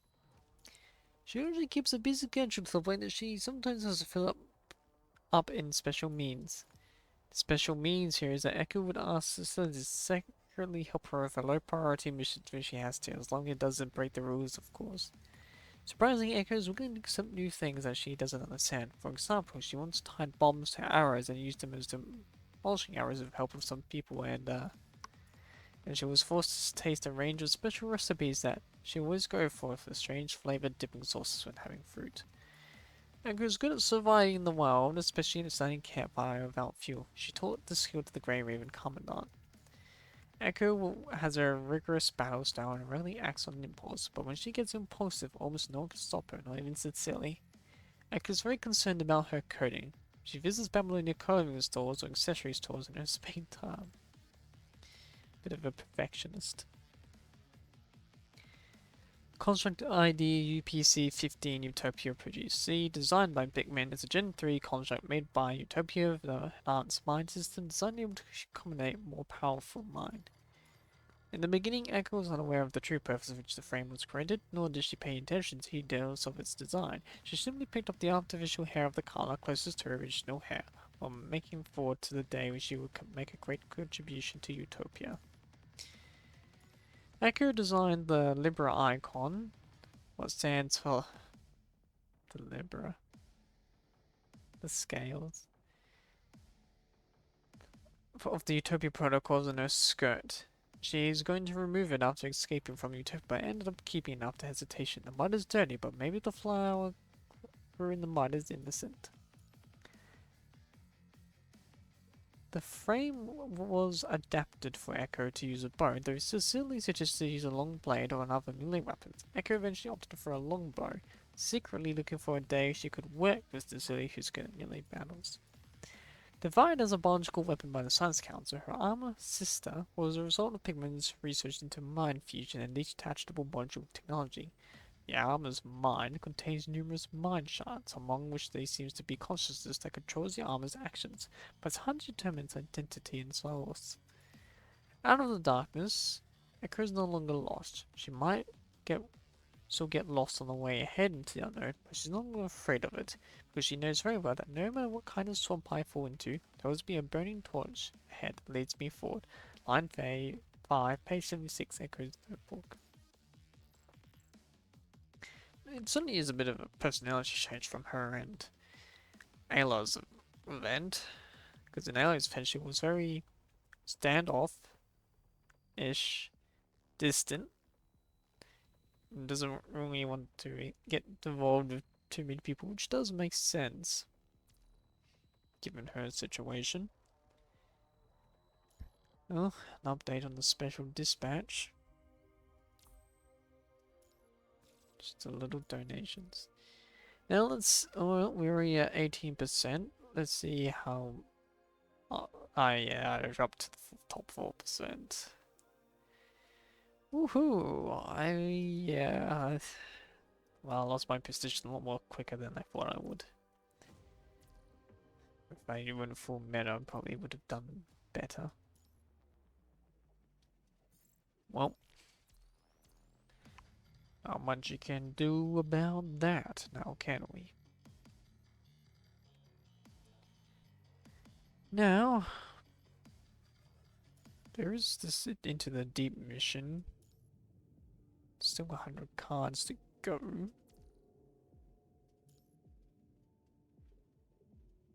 I mean, if I just do these two, I get my 100 cards. It's only 50. Hmm.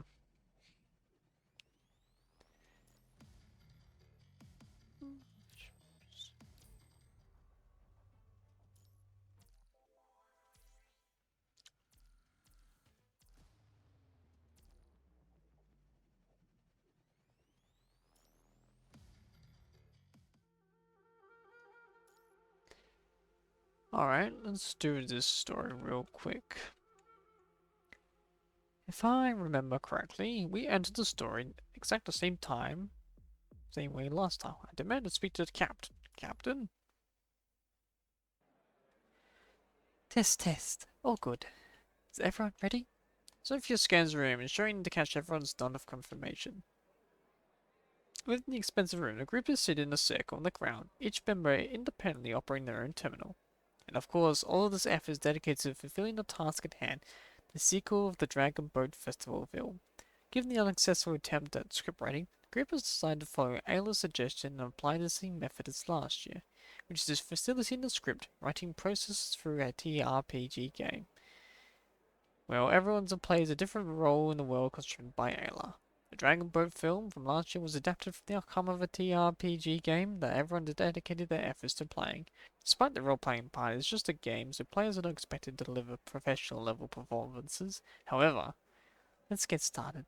Are you tired of those hassles and resources transportation? Worried about dealing with multiple trading agencies? Look no further.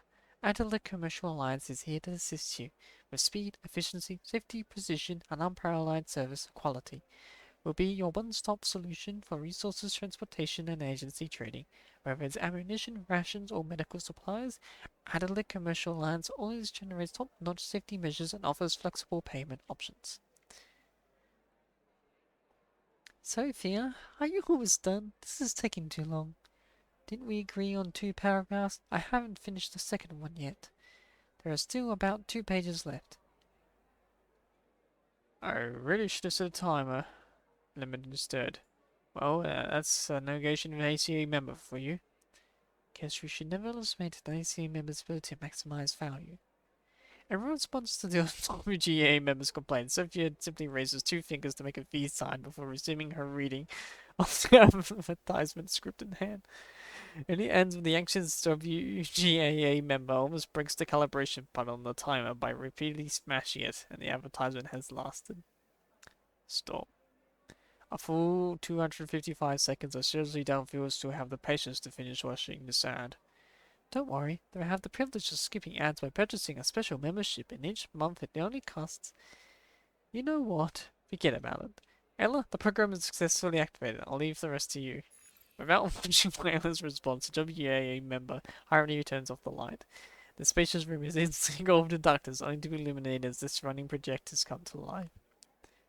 The virtual world created by Ella gradually envelops everyone in the world. Yes, Adlik. He will to be the ultimate merchants.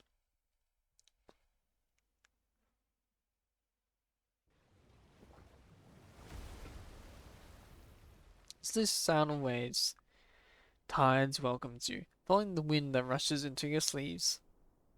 In your sight, the masts of boats still linger on the distant horizon. As seagulls soar through the sky, they momentarily turn their gaze towards you, taken aback by your sudden presence. And right after 1 year, amidst Ayla's gentle whispers, you and your companions find yourself returning to this world once more. It's just that. Why are we in the sky again? Last time we descended from the sky because the villagers cast some hero summoning spell. So it's the same this time? Hehe, I never used the same setting twice. Get ready for something new, guys. Not to mention that everyone's in-game character level has already maxed out after the first story. If we stick to the regular process, you just one-shot any enemy you see. Not the spectral dragon with 3000 HP? Objection! As the supreme goddess of creation in this realm, I declare that creatures such as shall be banished eternally from our midst. Everyone? Should we prioritize finding a landing solution first? When I looked in for a parachute last time, Alice said such items didn't exist in this world. And in the end, it was the hero summoning spell that brought us down to the ground safely. So we just go with the same plot this time? Right? As I said before, I never used the same setting twice, so there will be no hero summoning spell this time. So we're just gonna die? Everyone prepare for impact. Boom. As the air reverberates the deafening sounds, 4 towering pillars of water rise from the sea surface. The fishermen in the midst of drying their nets freeze in shock, only when a collection of blades and spears appear on the sea surface do a few of them gather their courage and paddle over to investigate the situation. Unfazed by the unusual event, the breeze continues to gently caress the tide until the tranquility is broken by the sudden appearance of a hand on the edge of the reef's shore. Use item Time Escaper's pocket watch. In a feeble voice, the boy manages to utter a few words, meanwhile one by one his companions also crawl their way onto the shore. Thank goodness that you found this item just in time. Commandant, where's Commandant? I'm here. Damn it, all my recovery items are gone. It's okay, Commandant. You just have to wait for a little while. Once activated, the Time Escaper's pocket watch can reverse time, erasing all wounds and curses inflicted upon the targets. Wow, all my wounds are immediately healed. It's just that. Just what? It's just that my body feels a bit strange. The height of my vision has been noticeably lower. And is this some kind of curse? It's not. The Time Escaper's watch can lift all curses, but the cost of it is becoming what we look now. We became smaller? No wonder I struggle a lot cloud the sea. In that case, our character stats. Culture system, check character stats. This is Ayla, the Supreme Goddess. It's my pleasure to answer your questions. Due to the effect of the pocket watch, your stats have jumped from the formidable hero level to a balanced state where monsters now stand a chance against you. Is all this put in your plan, Ayla? Well, we're gonna have to weaken you. You know, otherwise you would simply annihilate every single enemy. Then I suggest you reconsider my proposal about the spectral dragon. But I can't say I didn't see this coming. These minor obstacles won't impede Grey Raven's capabilities, though. The strength of Grey Raven lies in our seamless teamwork and every individual member. Weakened stats won't be a problem for us with all the members present. You mean, during our last journey in this world, we already acquired powerful weapons tailored to each team member and potent items such as the Time Escaper's pocket watch. Theoretically, except for those pieces with specific stat requirements, we can still tap into considerable potential of other equipment options. Ah, I see. Other remarks of a hand clap, finally come to realization before sending the control system. Oh no. A special rule, anyone who plays like D&D. Never complain to the dungeon master that you can always have the upper hand. Never reveal the dungeon master your plan until the moment. You must never give the dungeon master any tools against you. For you must be the one that controls the game, not them.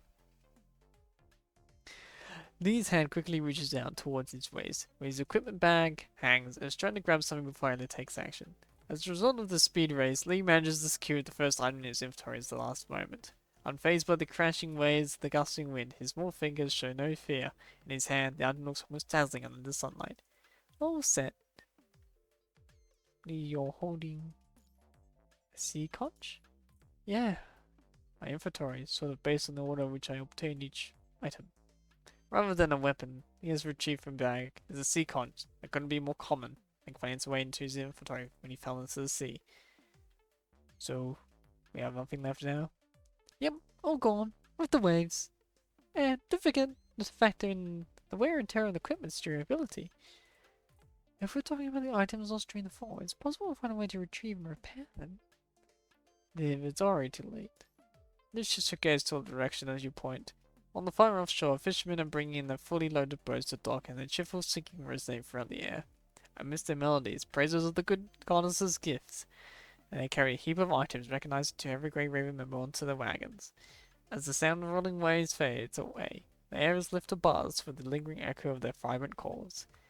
Everyone wants to buy this scrap?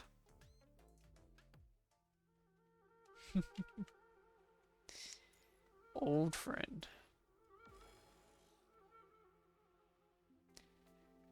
So, when the squad finally reaches the city, they meet Shangu, who's waiting for their arrival. As a member of Adelic Company's Sophia to Babylonia, Shangu also became a participant in this game. According to Sophia, the intention is, with the two of us working together, we can find more opportunities for promotion. I'm adding an assassin role whose job is to rob passing merchants right now. Since this is the first foray into a role-playing game like this, he scratches his head in puzzlement, as he finds it hard to grasp Grey Raven's current situation. So, you're stuck in this toddler form for the time being, huh? Toddler form, come on, it's nowhere near that. Well, maybe it's just some time for me to get used to this, but whatever, I lay my eyes on Commandant. Can't help but feel this strange urge. Strange urge? How about a quick demonstration?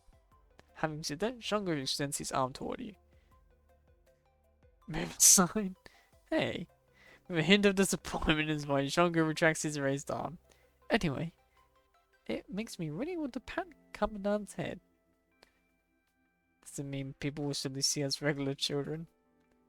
Then we won't raise any suspicion while moving alongside Shango. Well, that should be the case.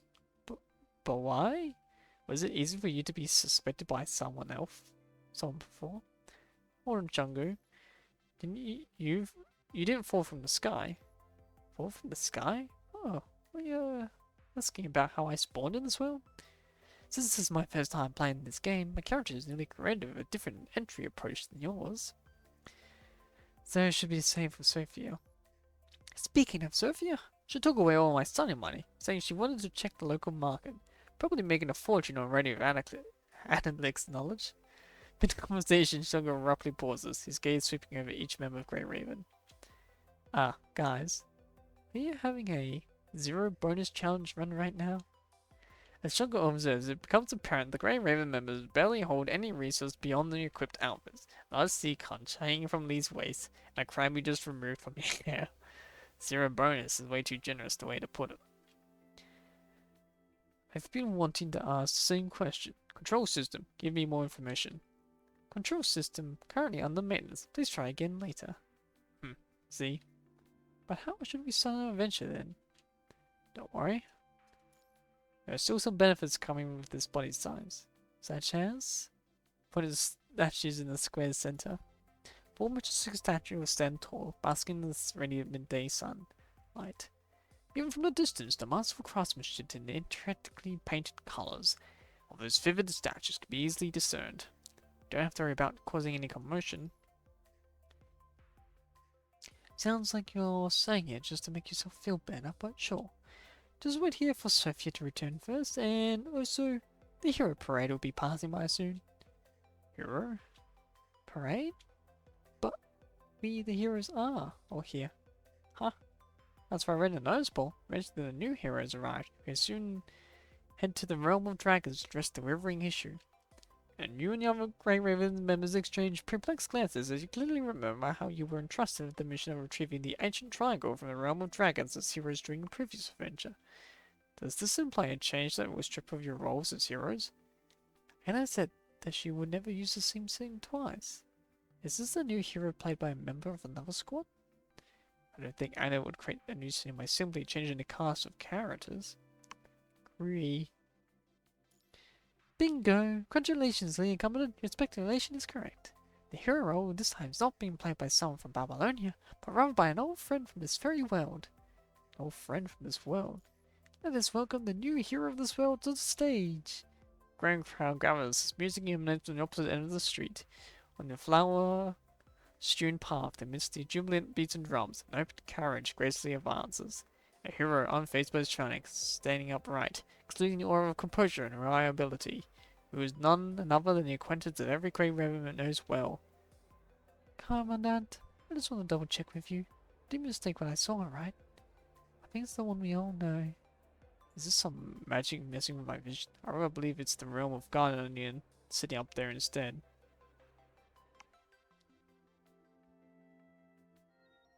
Memories of the past flicker before your eyes, like scenes from a movie, unfolding one after another. First, he deceived you, and seized the opportunity when everyone in Grey Raven was reduced to childlike forms, claiming all the bounty for himself. Later on, he assumed a completely different guise, taking on the fabricated title of the Nameless Sage, all while aiding your squad in its heroic mission. I am no agent. I am the sage who summons heroes to help our people. I have never lied to anyone. In the name of the gods, I didn't lie.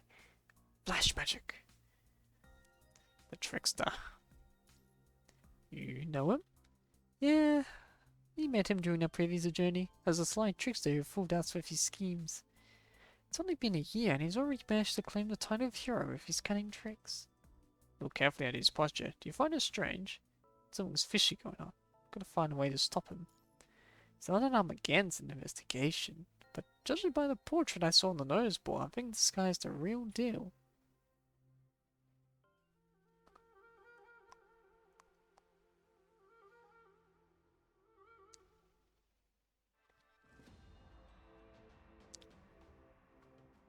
He's waddling. Agitated, restless. Anxiously looking around. Why are there so many cards? Is he a hero? Shall I investigate them? That would be a problem. Let's go to 50 friends. I'll get it done. Okay, I know we can count on you, Commandant. Alright, deal. Have something to investigate. Let's come back here after finishing our investigations. We're all in chibi form.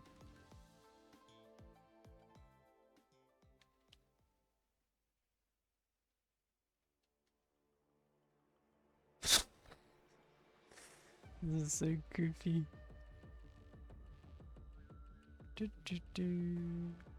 Just a couple of children walking around. Nothing suspicious here.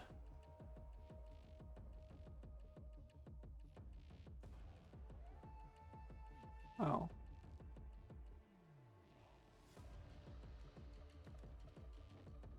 We do have to somewhat sneak past.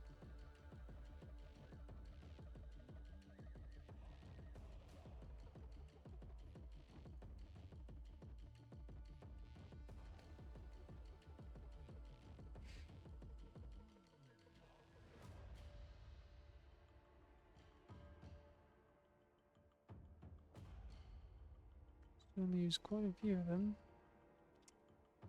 Yeah. Well, I guess I have to take the long way around.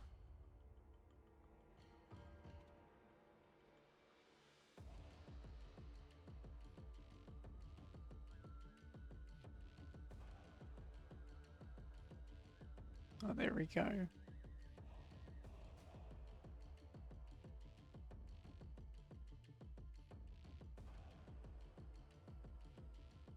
Two guards left. We must find a way to get around them. It's the only way taking upstairs. I think I have a pretty good plan. Oh, we're gonna front them directly? Of course not. I'll take care of the guards at the gate. Be careful, Lucia. What's she gonna do? Who's there? Stop. You can't run around here, kid. Just go away. I have nothing better to do. I'm gonna taunt. Stupid brat. Quit fling around here. Hop. Can I help you, kid? Speaking of which, I don't think I've ever seen her. Just a little more.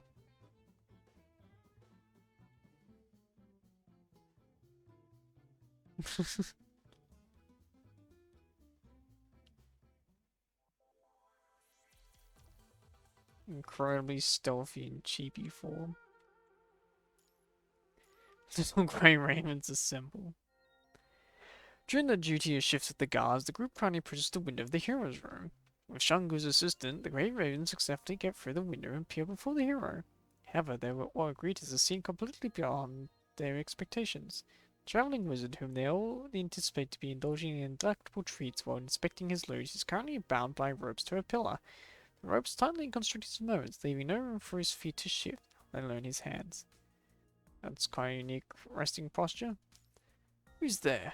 He immediately notices the unusual presence in the room, preferring worthy of the name he once bore, nameless sage. The wizard squints his eyes, trying to discern the identity of the people hiding in the corner. It's you. The heroes whose suddenly disappeared years ago. Looks like him. Just one glance. It's the one who wouldn't turn us to children from, remember? In a way, he's the only one in this world who's capable of recognizing us. However, this encounter seems to have ignited a surge of thrill within the traveling wizard, ignoring your whispers. He struggles with all his strength and excitement, his body forcefully striking against the pillar. Heroes! Oh, my heroes! I miss you so much. Whenever those people tied me up, I couldn't help but wish that you were by my side. Explain yourself first. How did you become a hero? Seemingly triggered by your words, the traveling wizard casts an angry glare at the pillar. Oh, I'm so pissed thinking just about it. It seems that trouble's brewing again in the realm of dragons, and the king needs the help of heroes. But since you've disappeared, he can't find you, so here I am. But I thought being a hero also required some specific skills. Huh? Oh, about that. I remember I mentioned it to you before you appeared. I was actually a hero myself, just think of it a delayed retirement or a re-employment situation. Forced by that bastard king. With that said, the traveling wizard hurls another angry glare toward the pillar. My heroes. Having once played you for a fool with his tricks, the wizard will give you a pitiful look, his eyes filling up with tears. Help me. Wait here. By Radiant's meantime. Following your command, the four of you immediately gather in the corner, huddling close together with your heads touching as you exchange whispers quietly. What do you think? Will this be another fraud? Looks like he's in real trouble. But I remember he's his friends, right? If that's the case, they shouldn't have been summoned here together with the hero. I agree with Lucia. If all his friends are not around, this is likely a fraud. Thorough investigation seems necessary then. Hold on, let me check my anti-fraud database first. Should we make him take a polygraph test? Ayla, assuming goddess will definitely not allow it. But I can't compare his words to the fraudulent conversations recorded in my database to check my duplicates. And no? The discussion continues for a few more moments until a numbness conclusion is reached. Once the decision is made, four of you make your way back to the pillar. What kind of help do you want from us? Oh, it's very simple. All you need to do is release me, I go inform the king about your return, then I come help you make your way to the realm of dragons. You're joking. You think we can solve the problem there in this state? Easy. It's just an age reversal spell. I've hoped to remove it before, so what's the difference now? Yes, sir. I wasn't just sitting around doing nothing all these years. I cast a lot more spells every day now, so trust me, the piece of cake. Looks like you can't wait to pass the buck. Thinking about claiming all the bounty again after reporting to the king? That's not true. With Liv's wise kindness back then, I've already repented all my wrongdoings, and I'm a different person now. So we're going to investigate first to see if your words can be trusted. Having said that, Lee directs the gaze toward the rest of you. Following his signal, your group immediately walks away. Don't do this, heroes. I swear I'm not lying. We'll split the bounty 50-50, alright? Heroes, can you just leave me to suffer all myself? Yeah, come on. Help me, please. Shush. The guards can hear you. The clattering sound of metal comes from the corridor. Apparently a guard has risen from their chair. Lucia moves a barrel next to the window and climbs on top of it, ensuring a secure escape route by opening the window. Meanwhile, Liv, taking cues from your lead, begins to deliver the prepared speech. Well, you're the only one in this world who can recognize us. So it's only natural for us to consider your silencing you forever, you know?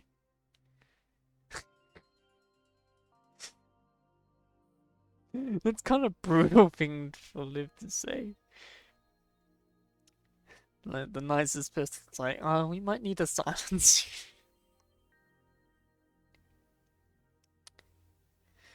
No, things are bad when the compassionate ones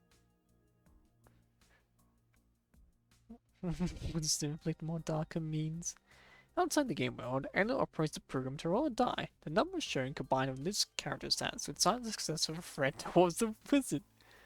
Winning chance extremely low. The result is success. You're very lucky there, Liv. Liv forms a V sign with her hands and redirects her focus back to the game.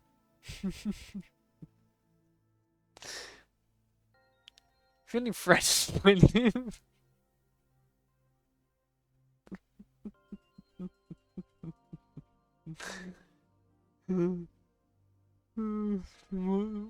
One character that's doing fretting.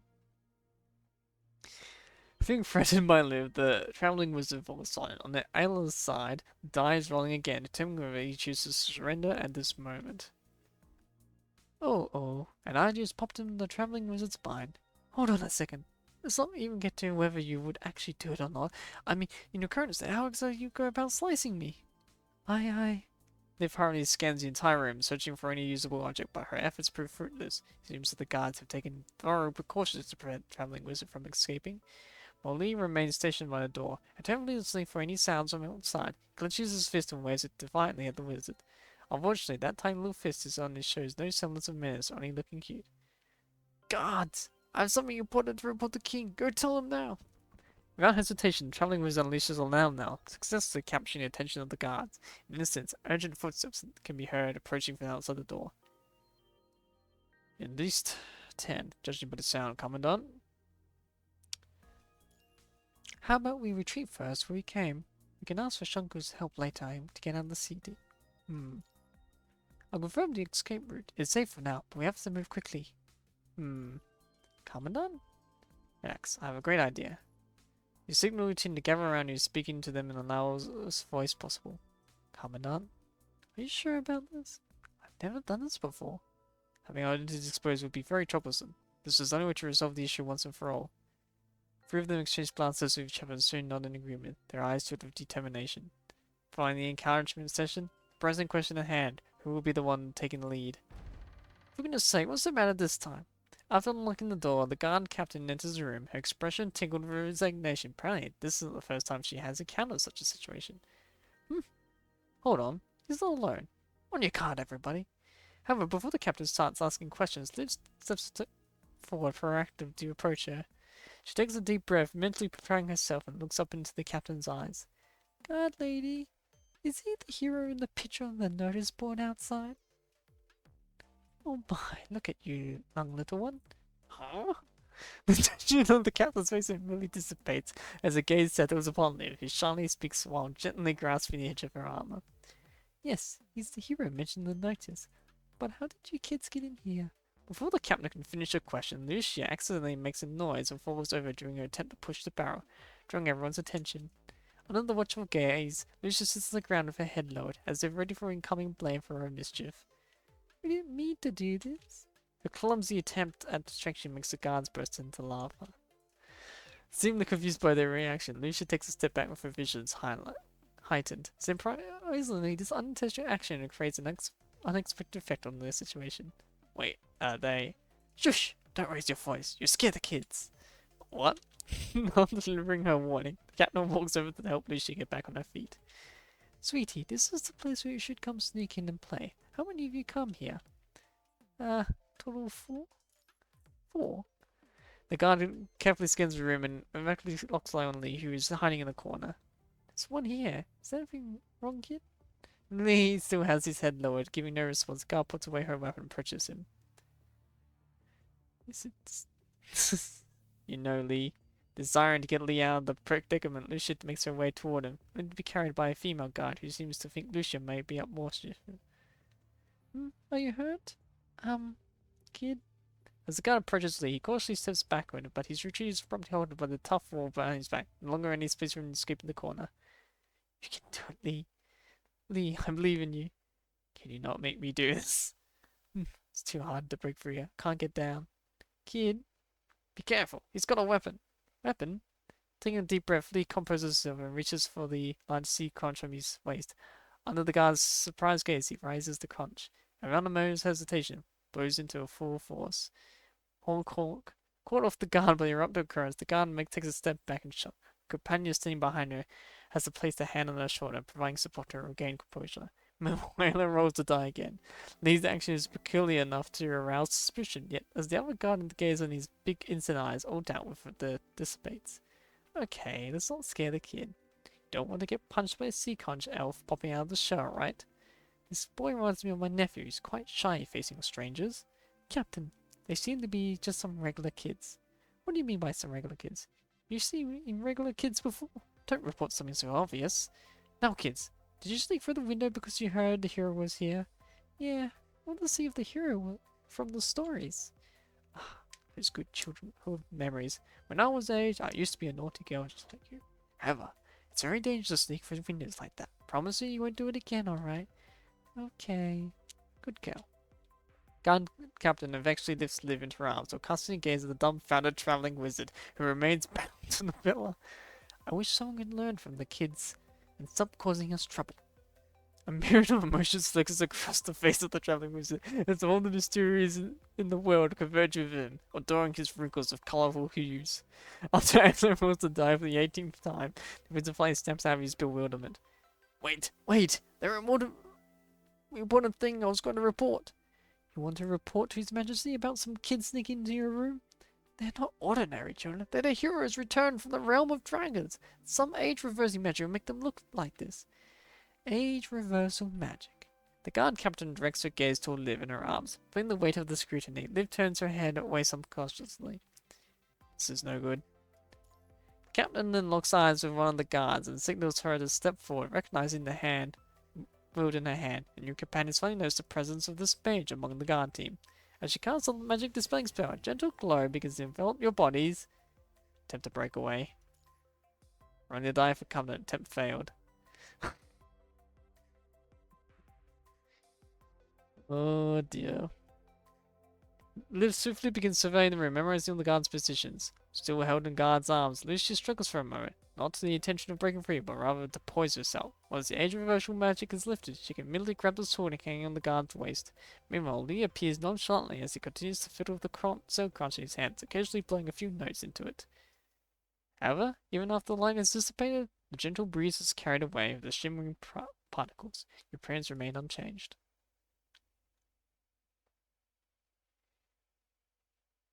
Once activated, the time escapes his pocket watch in reverse time, raising all wounds and causes curses inflicted upon the targets.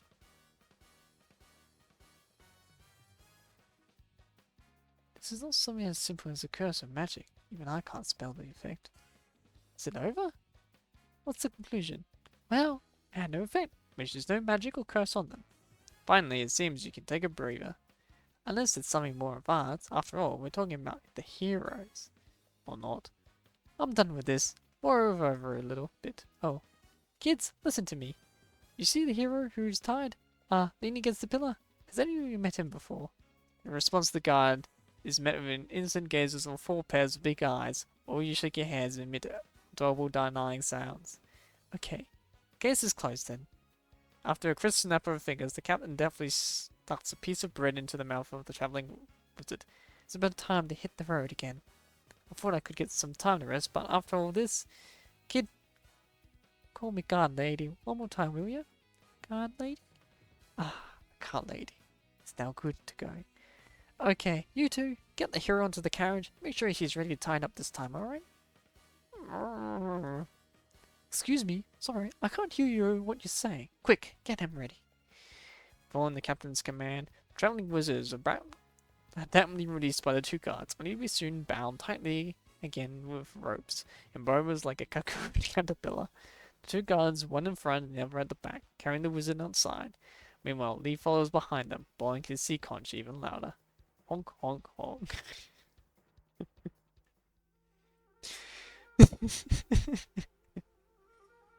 Oh dear. Well then, I will be ending stream there for today. Thank you for everyone tuning in, and I will be seeing you all next time. Good luck and best of luck to you all.